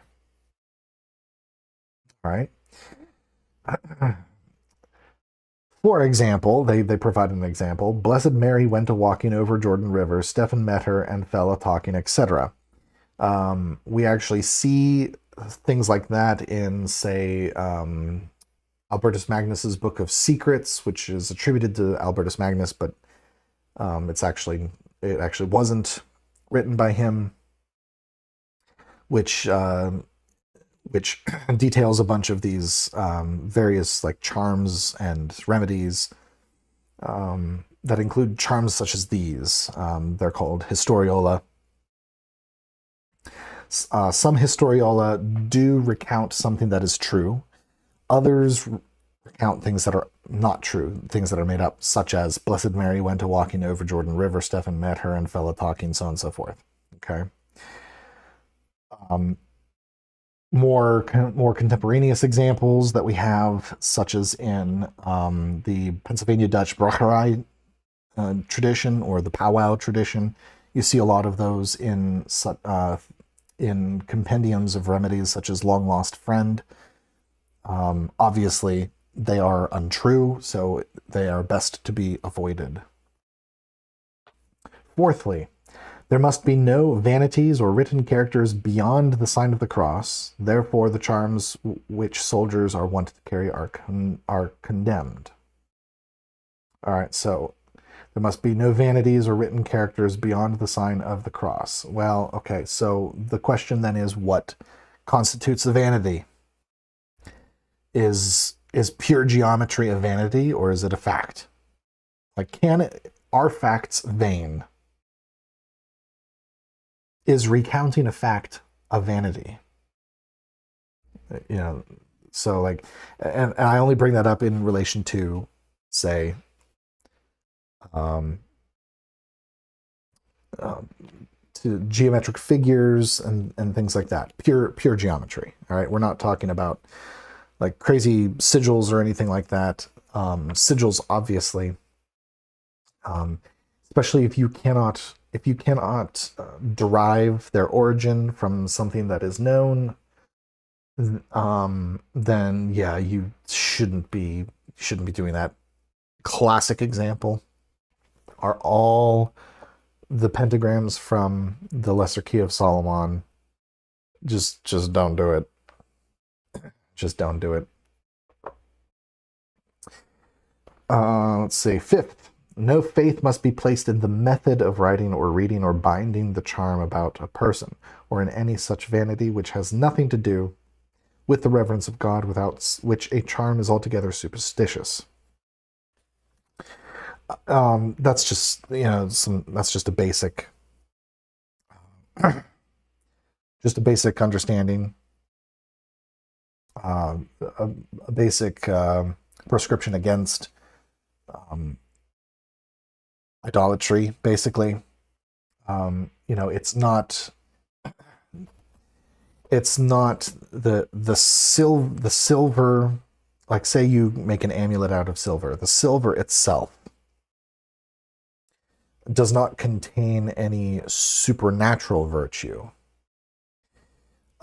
It does contain natural virtue. It does contain natural virtues and properties, which are informed by the celestial influences, as Thomas Aquinas admits to. All right. But as far as the referent of the properties and virtues of, say, the silver do not go outside of the chain of being, which is what supernature refers to. When we say something is supernatural, we're referring to something that is outside of the chain of being. Something not outside but above. It transcends nature. and then there's preternature, which is things that are natural, possibly in a more noetic sense, that just simply are not explainable by our natural faculty of reason that we possess. All right, and that's the preternature is the level in which both angels and demons tend to operate. Only God operates in a purely supernatural fashion, as I recall. I will admit I could probably use a quick refresher on Aquinas in regards to that. But that's just how I just cursorily understand it currently, without having a refresher off the top of my head. All right, so again, it's not the material itself. If the end, again, a just end must have just means. So if you're seeking a supernatural end, you cannot strictly attain to that supernatural end with purely natural means. So it stands to reason that by creating an amulet, you cannot ascribe to the fashion or the form of the amulet. You cannot ascribe to any of that the cause of the supernatural effect of said amulet. It operates it's more noetic. It's in a higher space.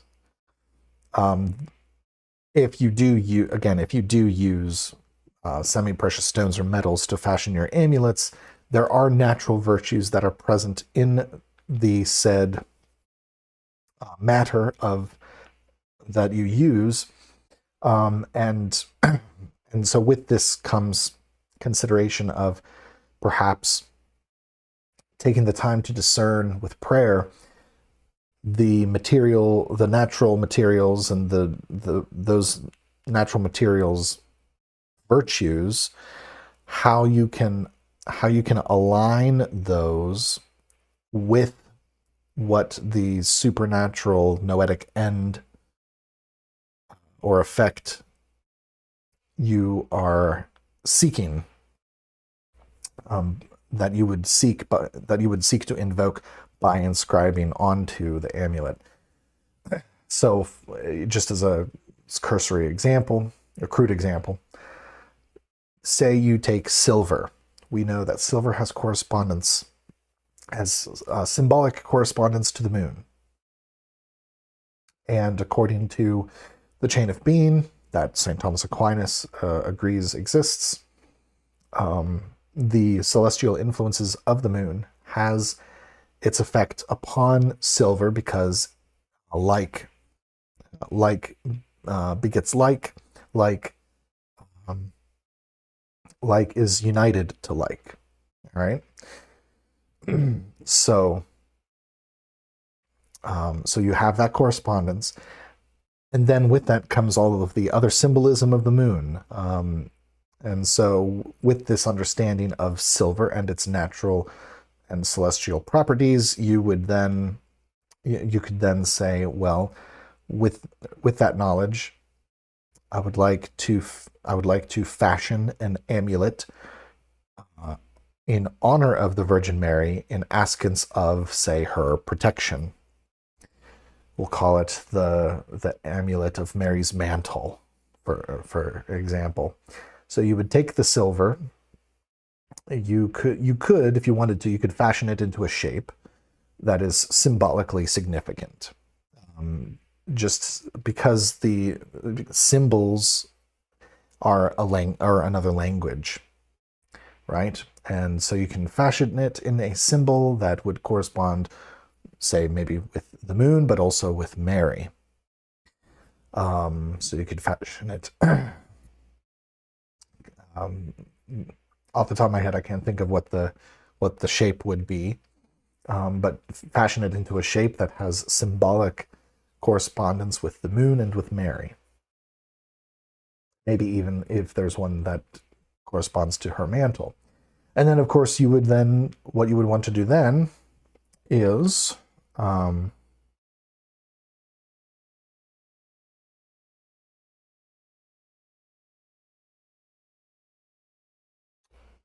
see.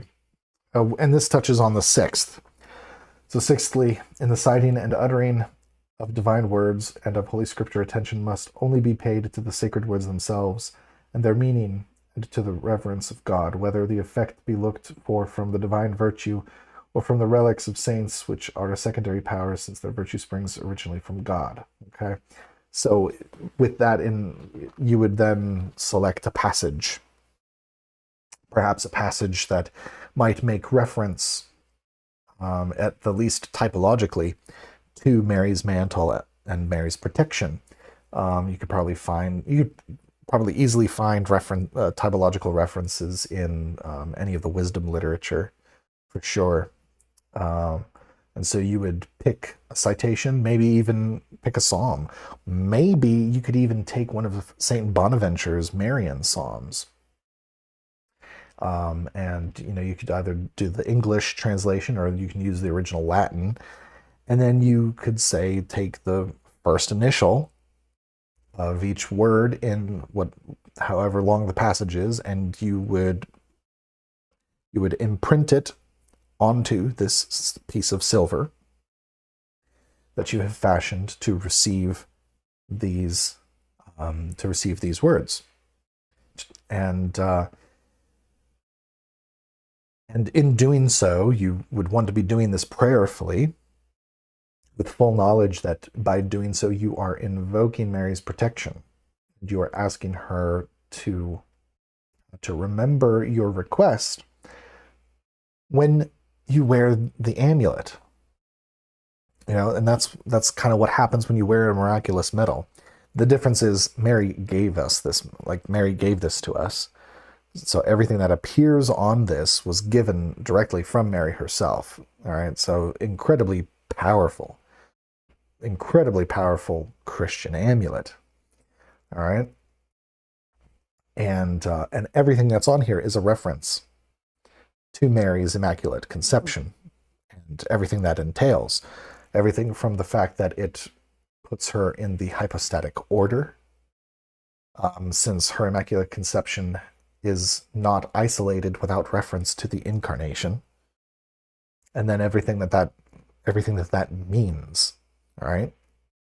So when you wear it, it's a silent prayer, and this is what I want you to kind of take from this concept of a licit Christian amulet. What exactly is it that you're doing? And before we get to that, we'll finish off with the seventh and final requirement, according to Cranmer and Sprenger, of what you must have in order for an amulet or an enchantment to be Christian and lawful. Seventhly, the looked-for effect must be left to the divine will, for he knows whether it is best for a man to be healed or to be plagued or to die. This condition was set down by St. Thomas Aquinas, and yes, this is true. So we may conclude that if none of these conditions be broken, the incantation will be lawful. And St. Thomas writes in his connection on the last chapter of St. Mark, quote, "And these signs shall follow them that believe in my name. Shall they cast out devils, they shall take up serpents. From this it is clear that provided the above conditions are observed, it is lawful by means of sacred words to keep serpents away." St. Thomas says further, "The words of God are not less holy than the relics of the saints. As St. Augustine says, the word of God is not less than the body of Christ." But all are agreed that it is lawful to carry reverently about the person the relics of the saints. Therefore let us by all means invoke the name of God by duly using the Lord's Prayer and the angelic salutation, by his birth and passion, by his 5 wounds, and by the 7 words which he spoke on the cross, by the triumphant inscription, by the 3 nails, and by the other weapons of Christ's army against the devil and his works. By all these means it is lawful to work, and our trust may be placed in them, leaving the issue to God's will. Okay? I hope that makes it clear. Now, what I would really like to do is I would like to give us, I'd like to take the St Benedict Medal, and I'd like us to go through and compare the Benedict Medal with these prescriptions that Kramer and Sprenger give us. Real quick, I just want to take a quick peek here.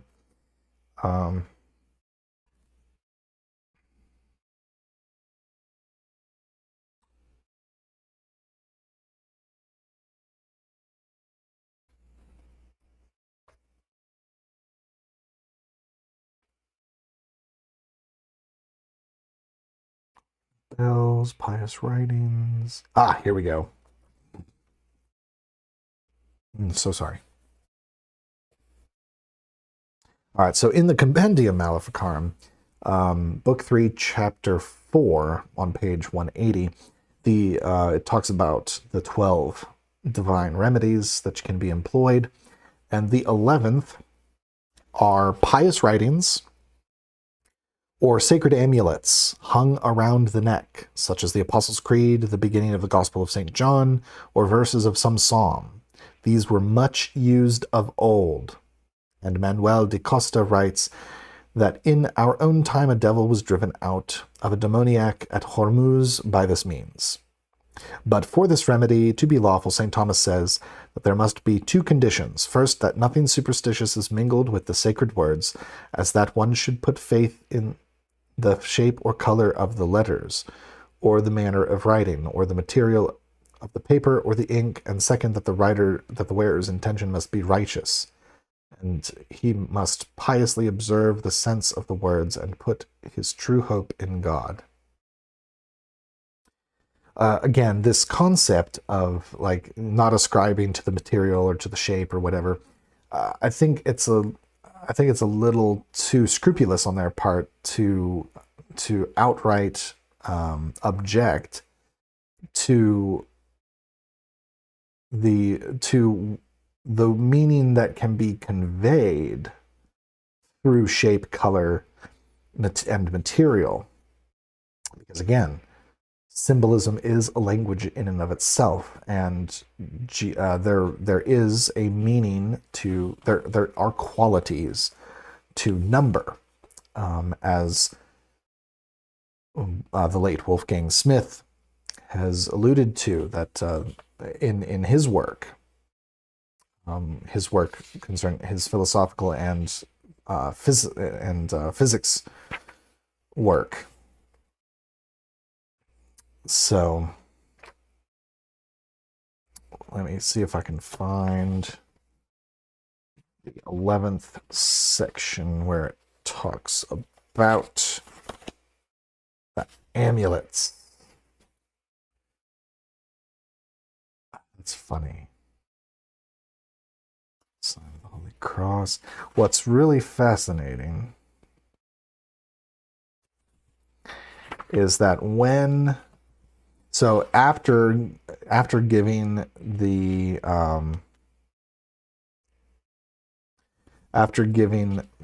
12 remedies, Guazzo actually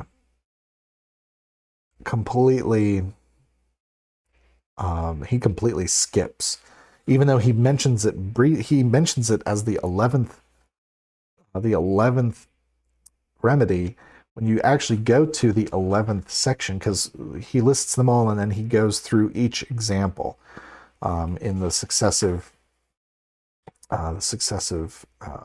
sections in order. And when we get to the 11th, he acts like he didn't even mention it. Because if we go to the 11th section, of holy or lustral water, when holy lustral water was not the 11th divine remedy that he listed. And again, I guess that's more of just a sign of the times, that this was written. But then again, we're talking this was written in what, 1608.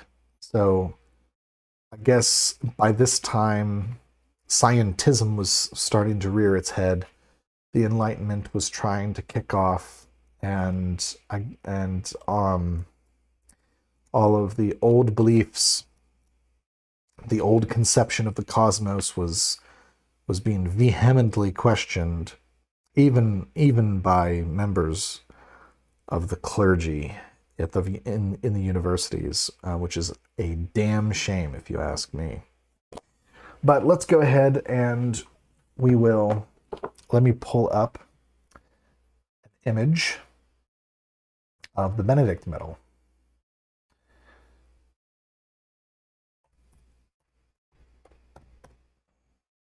And we will see how it holds up to muster.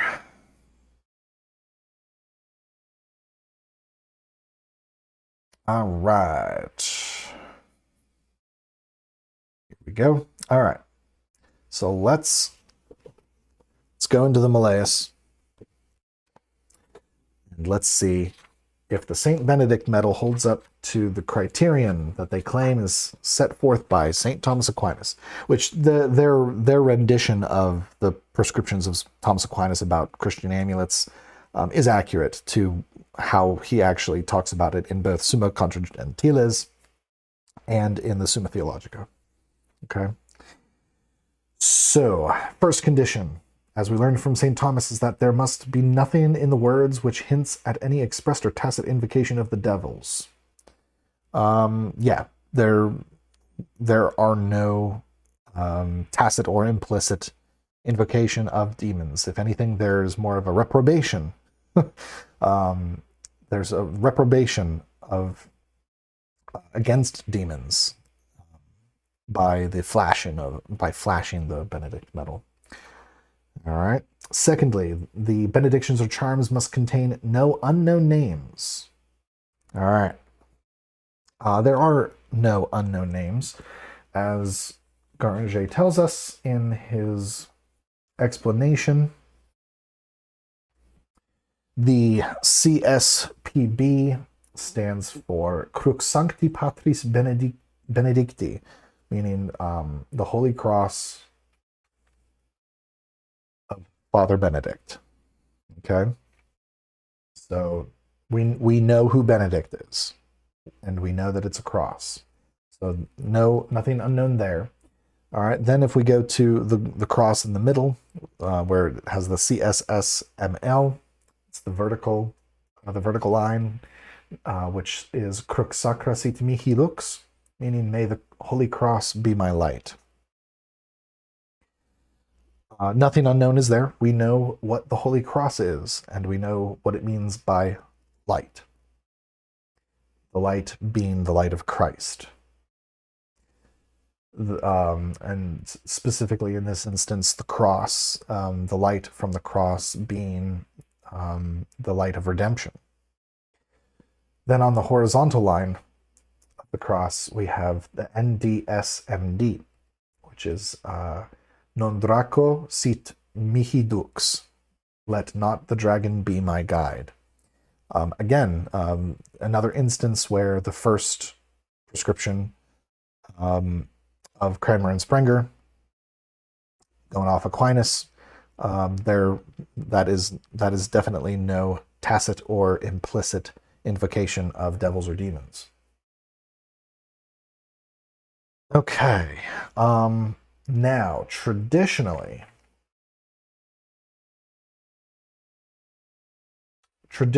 on the rim, where it currently says Pax, if you look at the top, where it says Pax, traditionally before 1880, what was actually rendered there was IHS, which we know to mean, which is the monogram of the Holy Name of Jesus.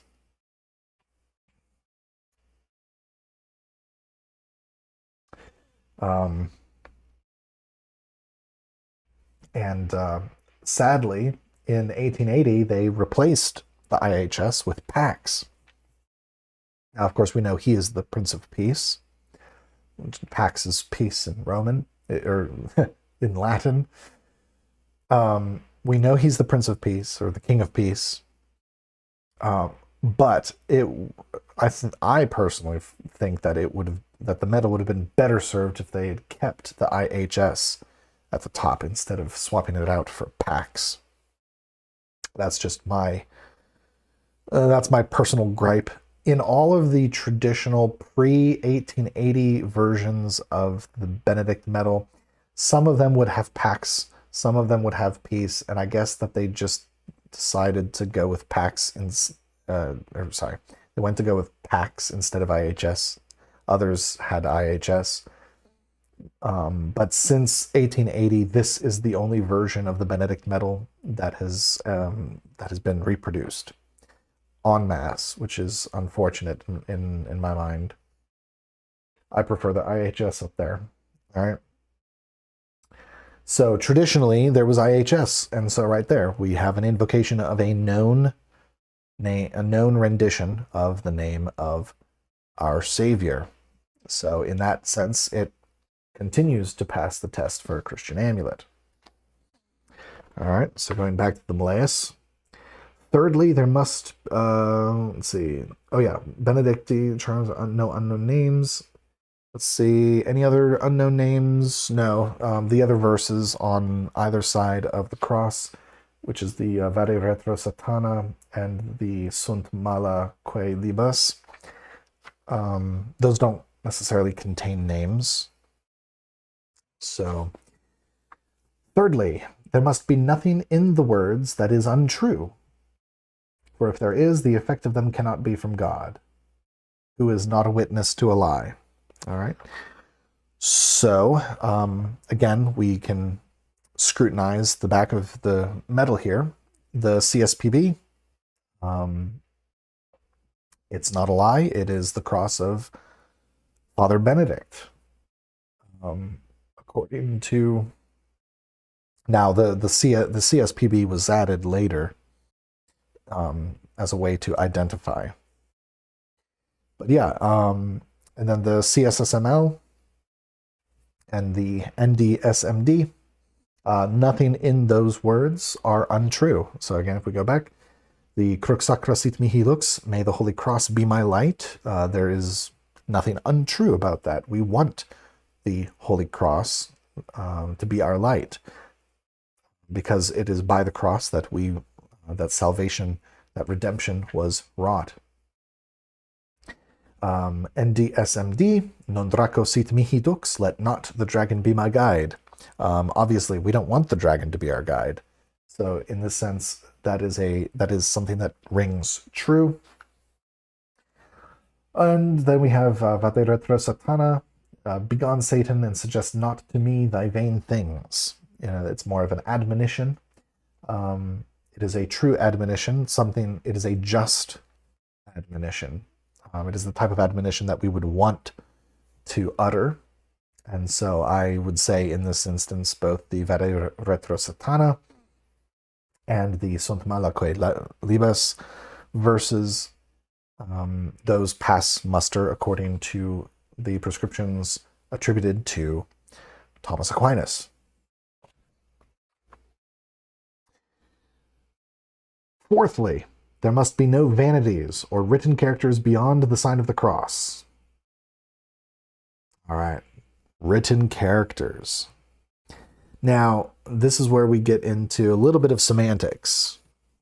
So we have to be careful, but we'll take a few things into consideration. So on the one hand, no vain characters. Well, what is meant by a character? Are we talking about a character of the Latin alphabet? Probably not. A vain character would be something such as Tolkien's Elvish alphabet. In other words, although some would argue that the Elvish alphabet is not vain, it's actually quite beautiful. I would agree it is a very beautiful script. But definitely not something that is appropriate for an actual Christian amulet. Um, even if I hadn't read this, I would say that you really shouldn't use use like conlaying ciphers or Theban alphabets or anything like that. We don't want to use any ciphers necessarily, where the idea is that we're not trying to obfuscate necessarily. We're trying by creating an amulet, you're trying to manifest something. You're trying to manifest protection. You're trying to invoke God's protection, the protection of heaven, the protection of the angels. You're trying to externalize, and in a way, you could say it's just another facet of proclaiming the gospel. So there's that. There is a caveat that I would consider. So, aside again, we don't want to use geomantic figures. We don't want to use any of the pseudographs or any of the cipher letters from Agrippa's 3 books of occult philosophy. Don't use those. You can use Hebrew, you can use Greek, you can use the Latin alphabet. Those are the safest to use because those were the three alphabets that were used to proclaim Christ as King of the Jews when they nailed it to the top of the cross. So those are licit alphabets to use. I would even say that there is a fourth, and the fourth being Saint Hildegard von Bingen's Lingua Ignota. If we go here, Lingua Ignota.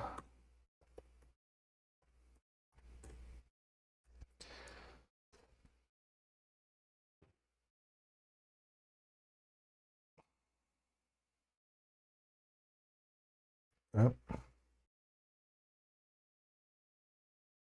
All right, where? Oh, I guess we could go here.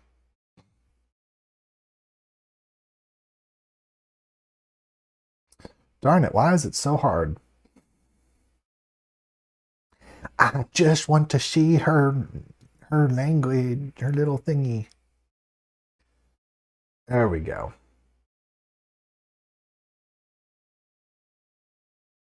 All right.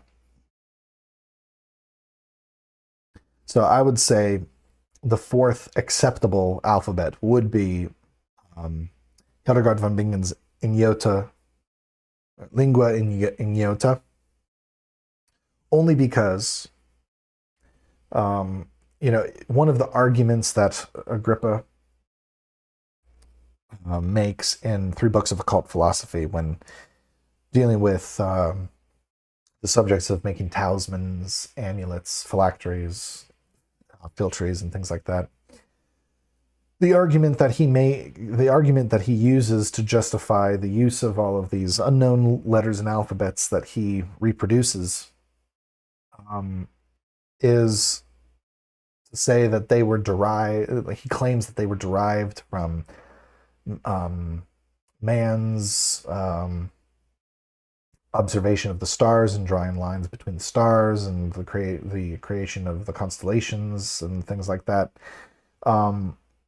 Unfortunately, anthropologically, there's never really been all that much data to suggest that that's really the case. There's actually more evidence to suggest that that other natural phenomena went into the creation of alphabets, and so any known alphabet is going to have a referent to creation and to the natural world. Maybe not strictly speaking the celestial spheres, but what but where Hildegard's alphabet stands out is that she derives hers from her visions. And so compared to the ciphers that we see in Agrippa's occult philosophy, Hildegard's ignota are let's see. So going off of Agrippa's argument that it's natural that these ciphers are sort of like the proto alphabets, and that they are therefore natural. Here we have an alphabet that Hildegard derives from supernatural revelation. So I would say of all of the ciphers that exist that can be used for licit Christian amulet making, I would wager to recommend, if you're not going to use the Latin alphabet, the Greek alphabet, or the Hebrew alphabet, you can use Hildegard's. And who knows, there might be a time coming soon where we're going to need to use this mysterious alphabet of a mystic nun who is a doctor of the church, I should add. Okay, but back to the St. Benedict Medal. All right. Fifthly, no faith must be placed in the method of writing or reading or binding the charm about a person, or in any such vanity, which has nothing to do with the reverence of God, without which a charm is altogether superstitious. Okay. To that, I would just argue, what about a scapular? Isn't there some specific meaning to a scapular being in the form that it takes? Yes, no, maybe so. What about the cord of Saint Joseph? Another devotional sacramental that is worn on the person. It's worn about the waist, right? It's a symbol of purity, a reminder that you've taken a vow of Josephine celibacy, right? So are we not to ascribe any meaning or importance from the means, the shape, or the form with which an amulet takes? Again,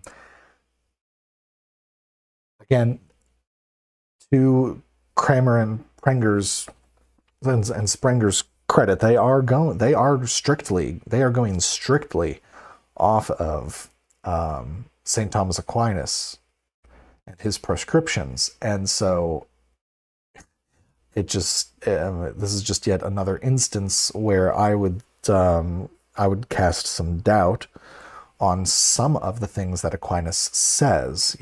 He's not a saint because every tot and tittle that he wrote was correct.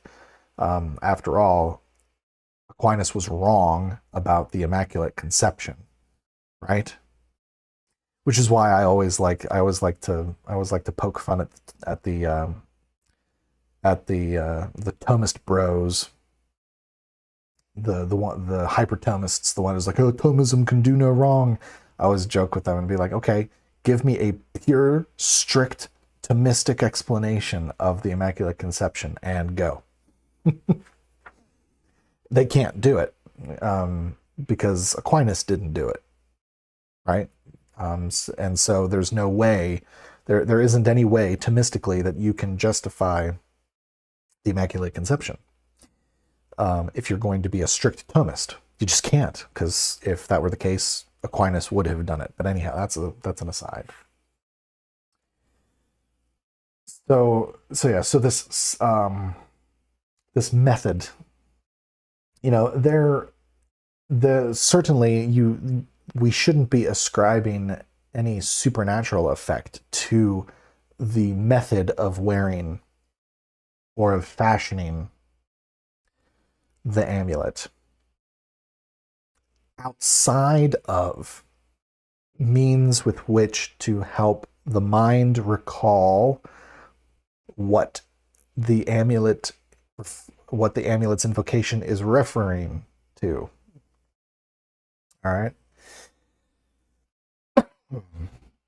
Again, my example of consciously choosing silver to make an amulet invoking the protection of the Blessed Virgin. All right.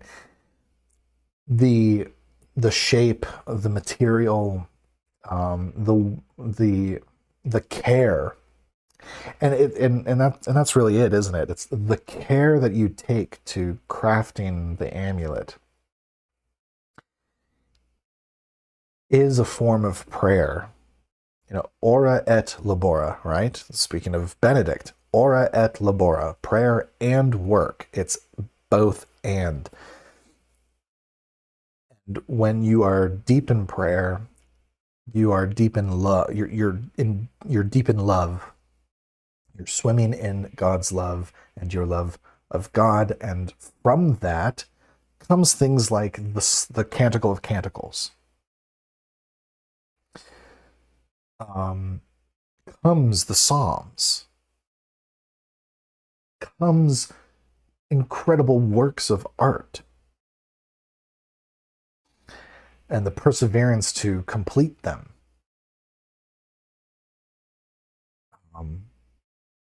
So it is correct that we should not place the expectation of supernatural effect of an amulet upon these things, but these things all go into helping to inform the mind, to inform the heart,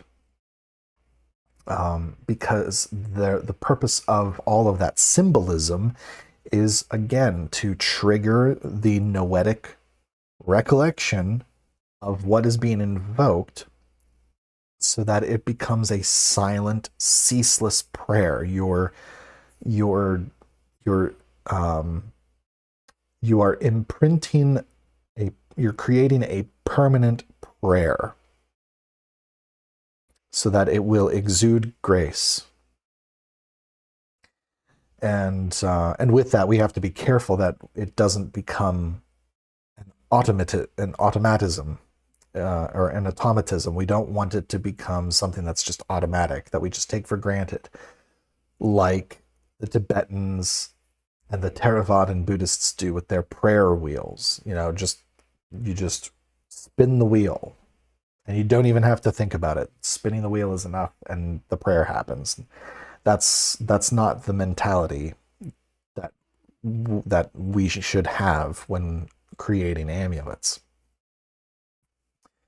And that's what this is. That's what this proscription is attempting to combat. You don't want it to become an automatism. You want it to be relational.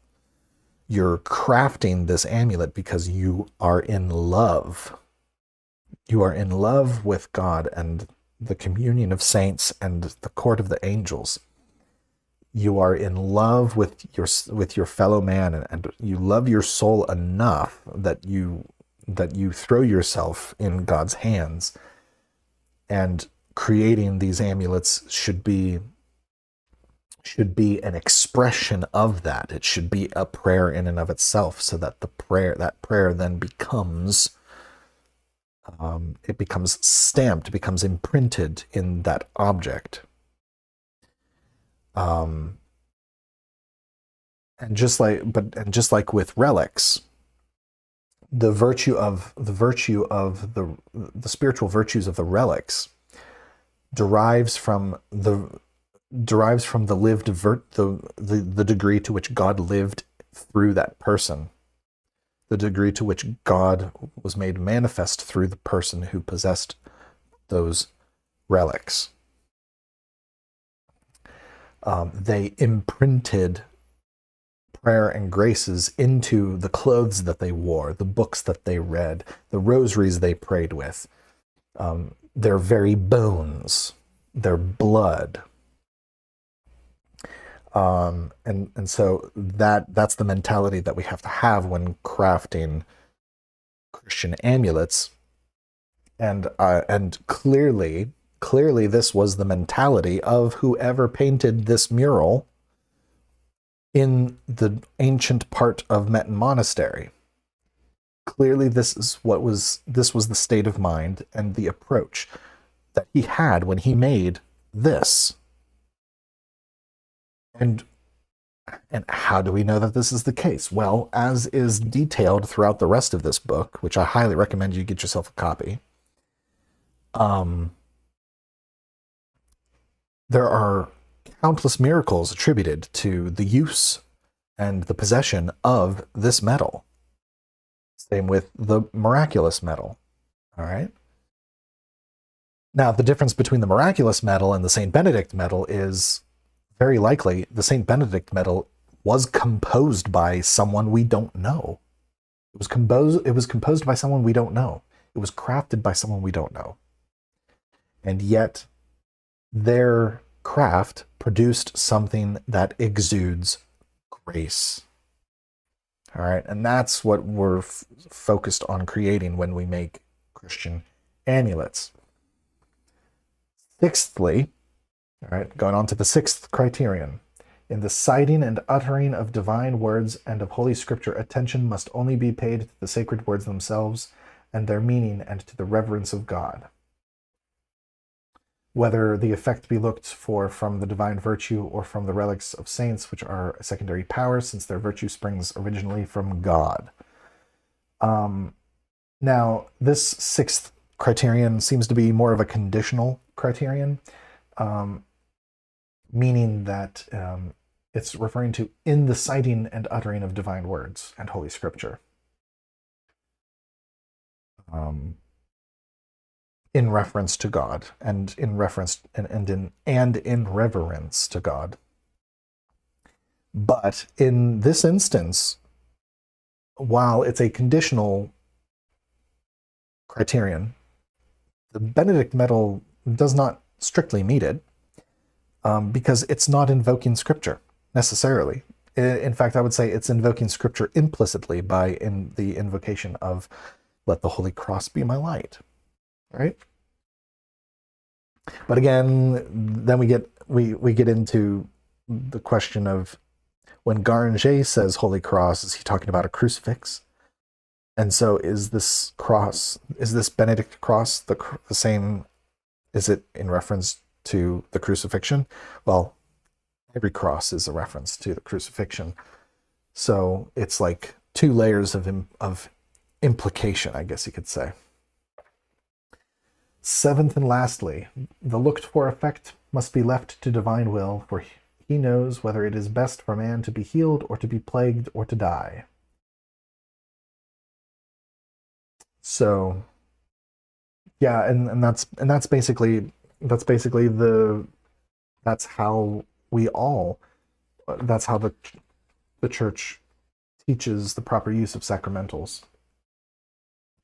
Is that even if you wear it, it's not a guarantee that you're going to get the effect of it, which is why occultists and esotericists who practice arbitrary or personal magic, this is why they always fall short of that criterion, and it's because they don't like that criterion. They view the supernatural as just as mechanistic as they view the real world. That it can all be reverse engineered, that it can be hacked. And so, in other words, it can be seized, like that this power can be seized upon and used to their own arbitrary will, which is when your will is arbitrary, it's very rare that your will coincides with God's will. It's not impossible, especially if you are a fairly well-intentioned and a person of goodwill.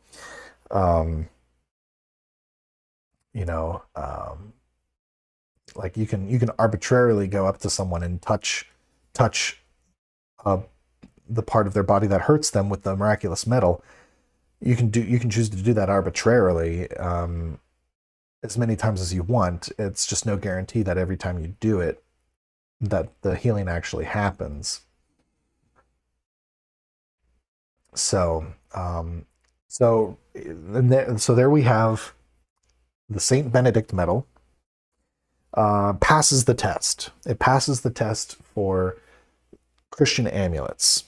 And what I find fascinating is that so the Malleus Maleficarum was written in 1484. So just under 100, under 150 years before the discovery of the Benedict mural, the cross mural in Metten, and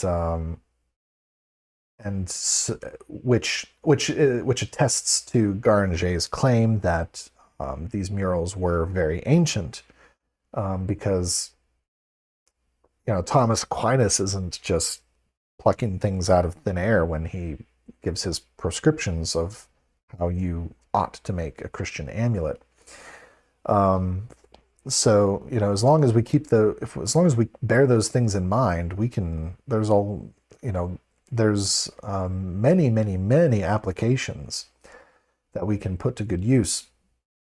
And again, as long as I don't see anything contrary to taking into consideration the natural medicinal virtues of stones and metals, and colors, because they do possess natural medicinal virtues, because they have correspondence with an affinity with their corollaries, the things that they are likened to in the chain of being. So I think it would be incredibly beneficial to combine that understanding with these 7 prescriptions for licit Christian amulet making. And I would say that this would be a fundamental practice for the Sophiergist.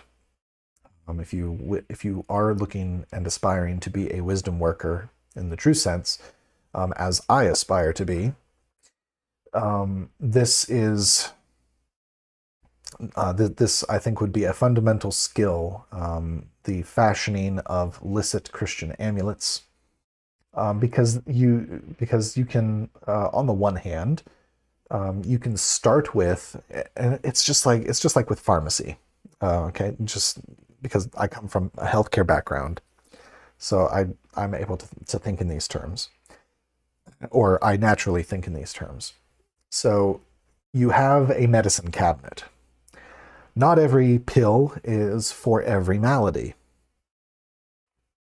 And the shape and the color of the pill itself does not strictly determine what it is the pill does, but its chemical composition. The more implicit, the more subtle thing, the thing that is not so easily perceptible, is what brings about the effect. That's getting a little too into the weeds. But just like you have multiple medications in a medicine cabinet to deal with various different maladies and symptoms of diseases, so too are there plenty of all of these medications are composed of ingredients. They all have ingredients that combined in certain ways produce a medicine that brings about that assists the body in healing itself. And this doesn't have to be, strictly speaking, in terms of like synthetic medications. We can limit it to natural medicine as well, like herbal medicine, for example. All right, and as we know, the So speaking in terms of natural medicine, just because a plant manifests physically in a certain shape and a certain color with a certain number of lobes on the leaves and so on and so forth, these things point to something, or at least they can refer to something higher, as Agrippa very capably demonstrates, citing hundreds of photographically memorized passages of ancient and medieval and his contemporary literature on herbalism within the medieval worldview. These things are referent to certain properties, and so, but when you can change the form of the plant into a medicine. Again, getting in thick in the weeds. The basic idea of the analogy is Christian amulet making can be as varied as natural pharmacy. And you have your top 20, just like you have your top 20 medications that are good for general purposes, like your broad spectrum antibiotics and your anti-inflammatories and your NSAIDs and all these things. They're good for many general purposes, right? So just like you have those, then over time, more specific medications come onto the market for more specific niche diseases, circumstances, symptoms, so on and so forth. We can apply this analogy to Christian amulet making. You have your already established Christian amulets, such as the Benedict Medal, the miraculous medal, the green scapular, brown scapular, purple scapular. What else is there? Your medals for saints, the rosary, pick a chaplet, any chaplet, icons. Okay, though icons do occupy a completely different category compared to amulets. I just want to make that clear. But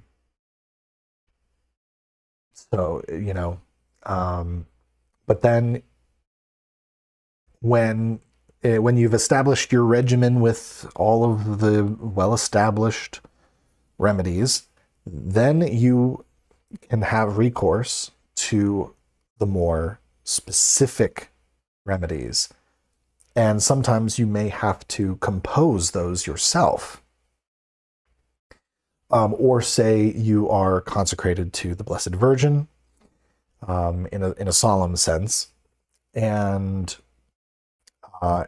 in order to deepen your devotion to her in your sophurgical practice, for example, you would have general recourse to your generic, already established Marian sacramentals, such as miraculous medal, rosary, Seven Sorrows chaplet, renditions of the Guadalupe image, relics that have been touched to the Black Madonna at Montserrat. Okay, but then, as I gave an example of earlier, you could take the Psalms, the Marian Psalms composed by St. Bonaventure, and you can do something similar to this, onto a piece of silver. You can choose a verse that's specific to, say, a part of the body, or depicting a certain aspect of Our Lady that you believe would be that your patient would benefit from, for example. Okay, and you would go about selecting the most naturally correspondent material, not because you think that the material itself provides the supernatural effect, but that it at least has a natural celestial affinity with what it is that with who it is that you are invoking, as well as the symbols in nature that are referent to her, right? And there's 150 Marian Psalms, and then there's the five major canticles. Five major canticles from Scripture that Bonaventure re-renders with a Marian twist to it.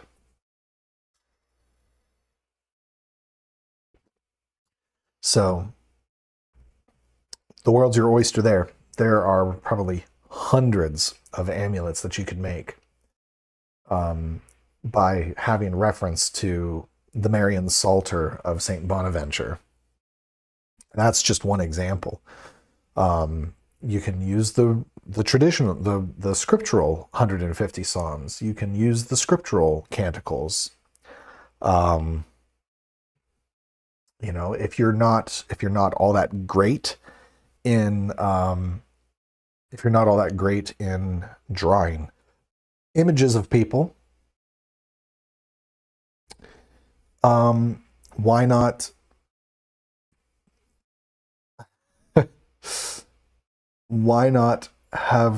take recourse to whatever it is this monk was doing? Right? I don't think it's that far of a stretch. I'm really excited to find out what this monk was up to. But yeah, the world is our oyster when it comes to licit, lawful Christian amulet making. So long as we follow those prescriptions, you know, and thankfully we have many examples of already established Christian amulets. Depictions of the Sacred Heart, abbreviations of saint names. This we have, like, this is something. I don't know what it is yet, but there's something to this. All right, all of that. And if you want to add just another little dash of extra reverence and prayerfulness and obedience through a practice of obedience, you craft your Christian amulet at an opportune time, at the most meaningful time. And this can take two forms that you can take together if you so choose. If you want to get really in the weeds with it, you can do it either strictly by astrological election, which neither Thomas Aquinas nor St. Albertus Magnus see any problem with. All right, because it pertains to the nativity of things.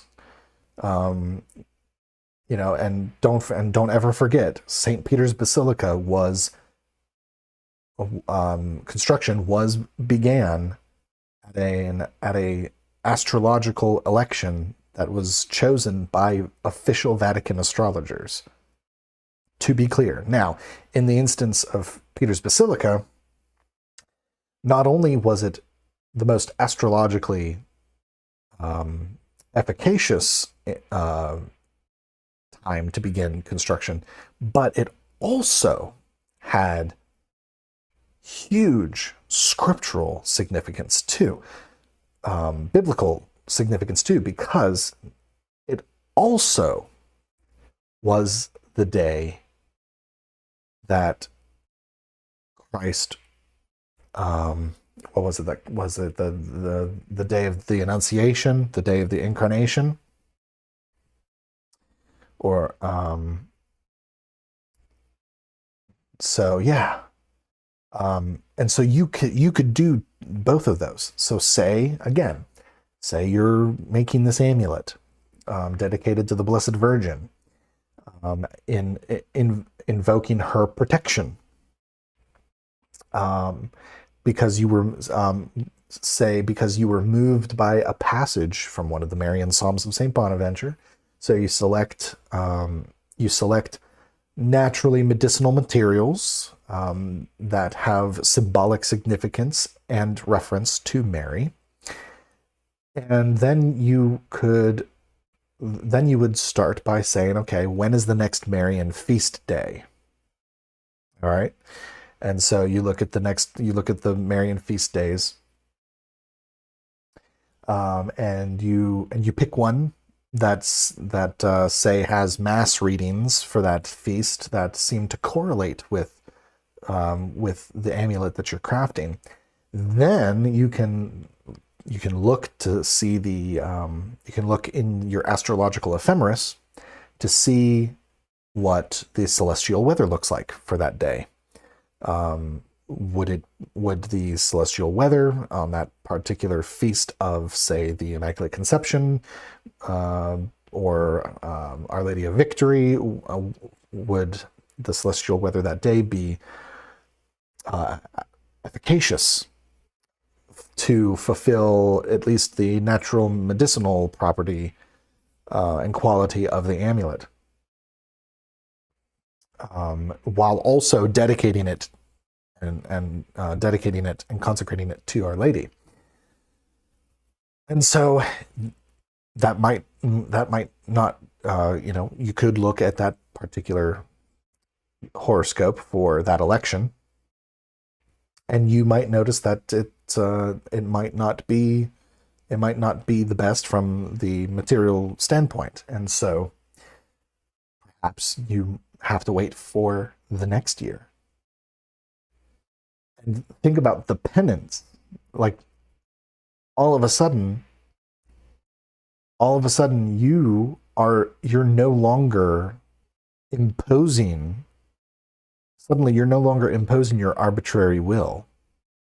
Suddenly you are submitting yourself to the established natural order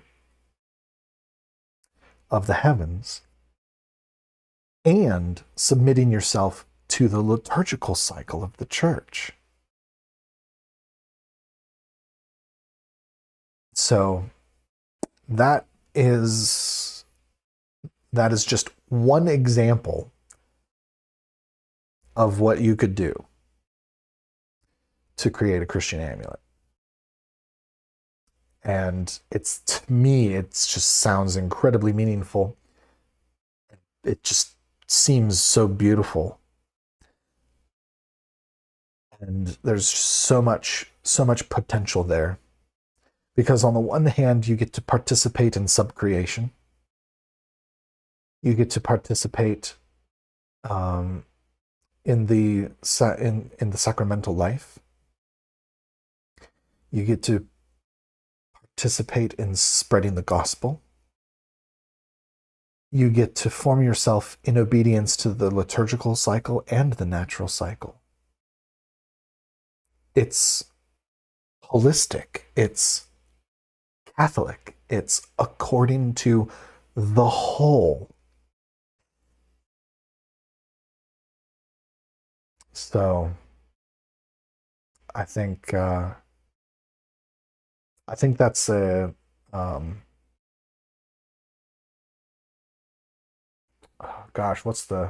think that's a pretty white pill assessment of Christian amulet making. And I think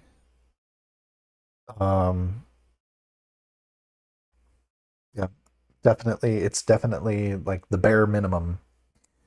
It's the bare minimum that we need to be practicing as aspiring Sophiurgists. But aside from that, and more to the main topic of the stream,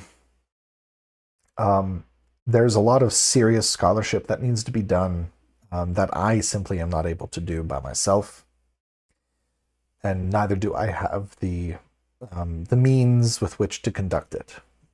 If I had the time and the means, I would do it, but I do not.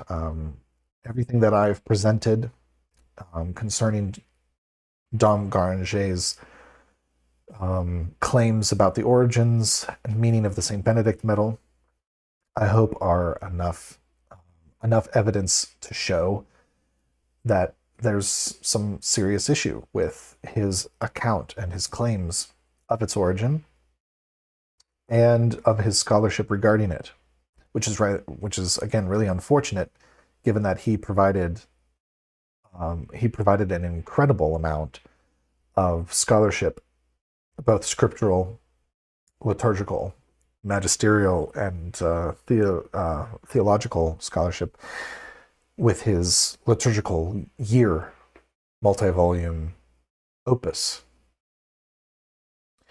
So hopefully someone sees this stream and takes up the torch, someone who has the academic prowess and ability and resources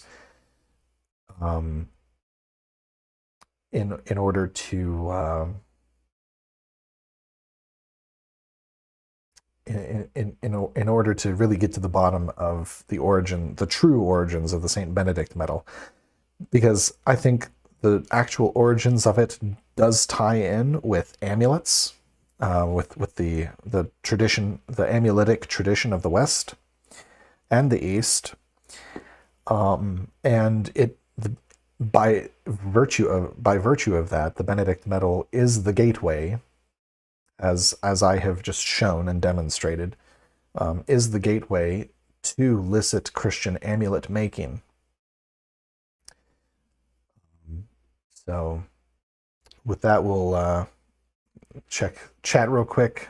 Jacobite Wiseman asks, what's your thoughts on bug haul? Well, I don't know if it's relevant to the discussion of this stream. I'll have to look it up, and then we might need to revisit that question at a later date. And by a later date, I mean we are currently, or I am currently sitting at 907 subscribers on YouTube, which is just mind-boggling. I can't believe that we've gotten this far. I can't believe the channel's gotten to that size at all. I honestly thought that this channel was going to stay stuck at like 500 forever because of how niche these subjects and topics are.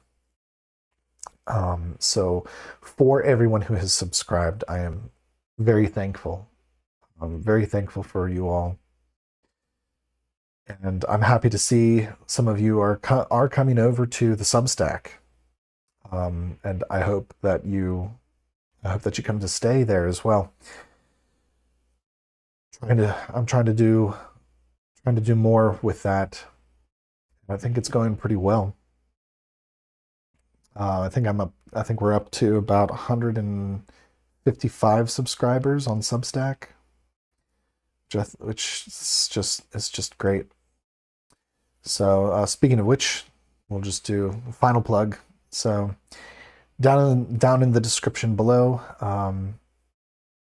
or as I've said, this live stream, this weekly live stream is viewer supported, and everything I do over at Substack is reader supported. So if you want to support me, you can chip in whatever you feel is whatever you generously wish to give. You can think of this as the tip jar.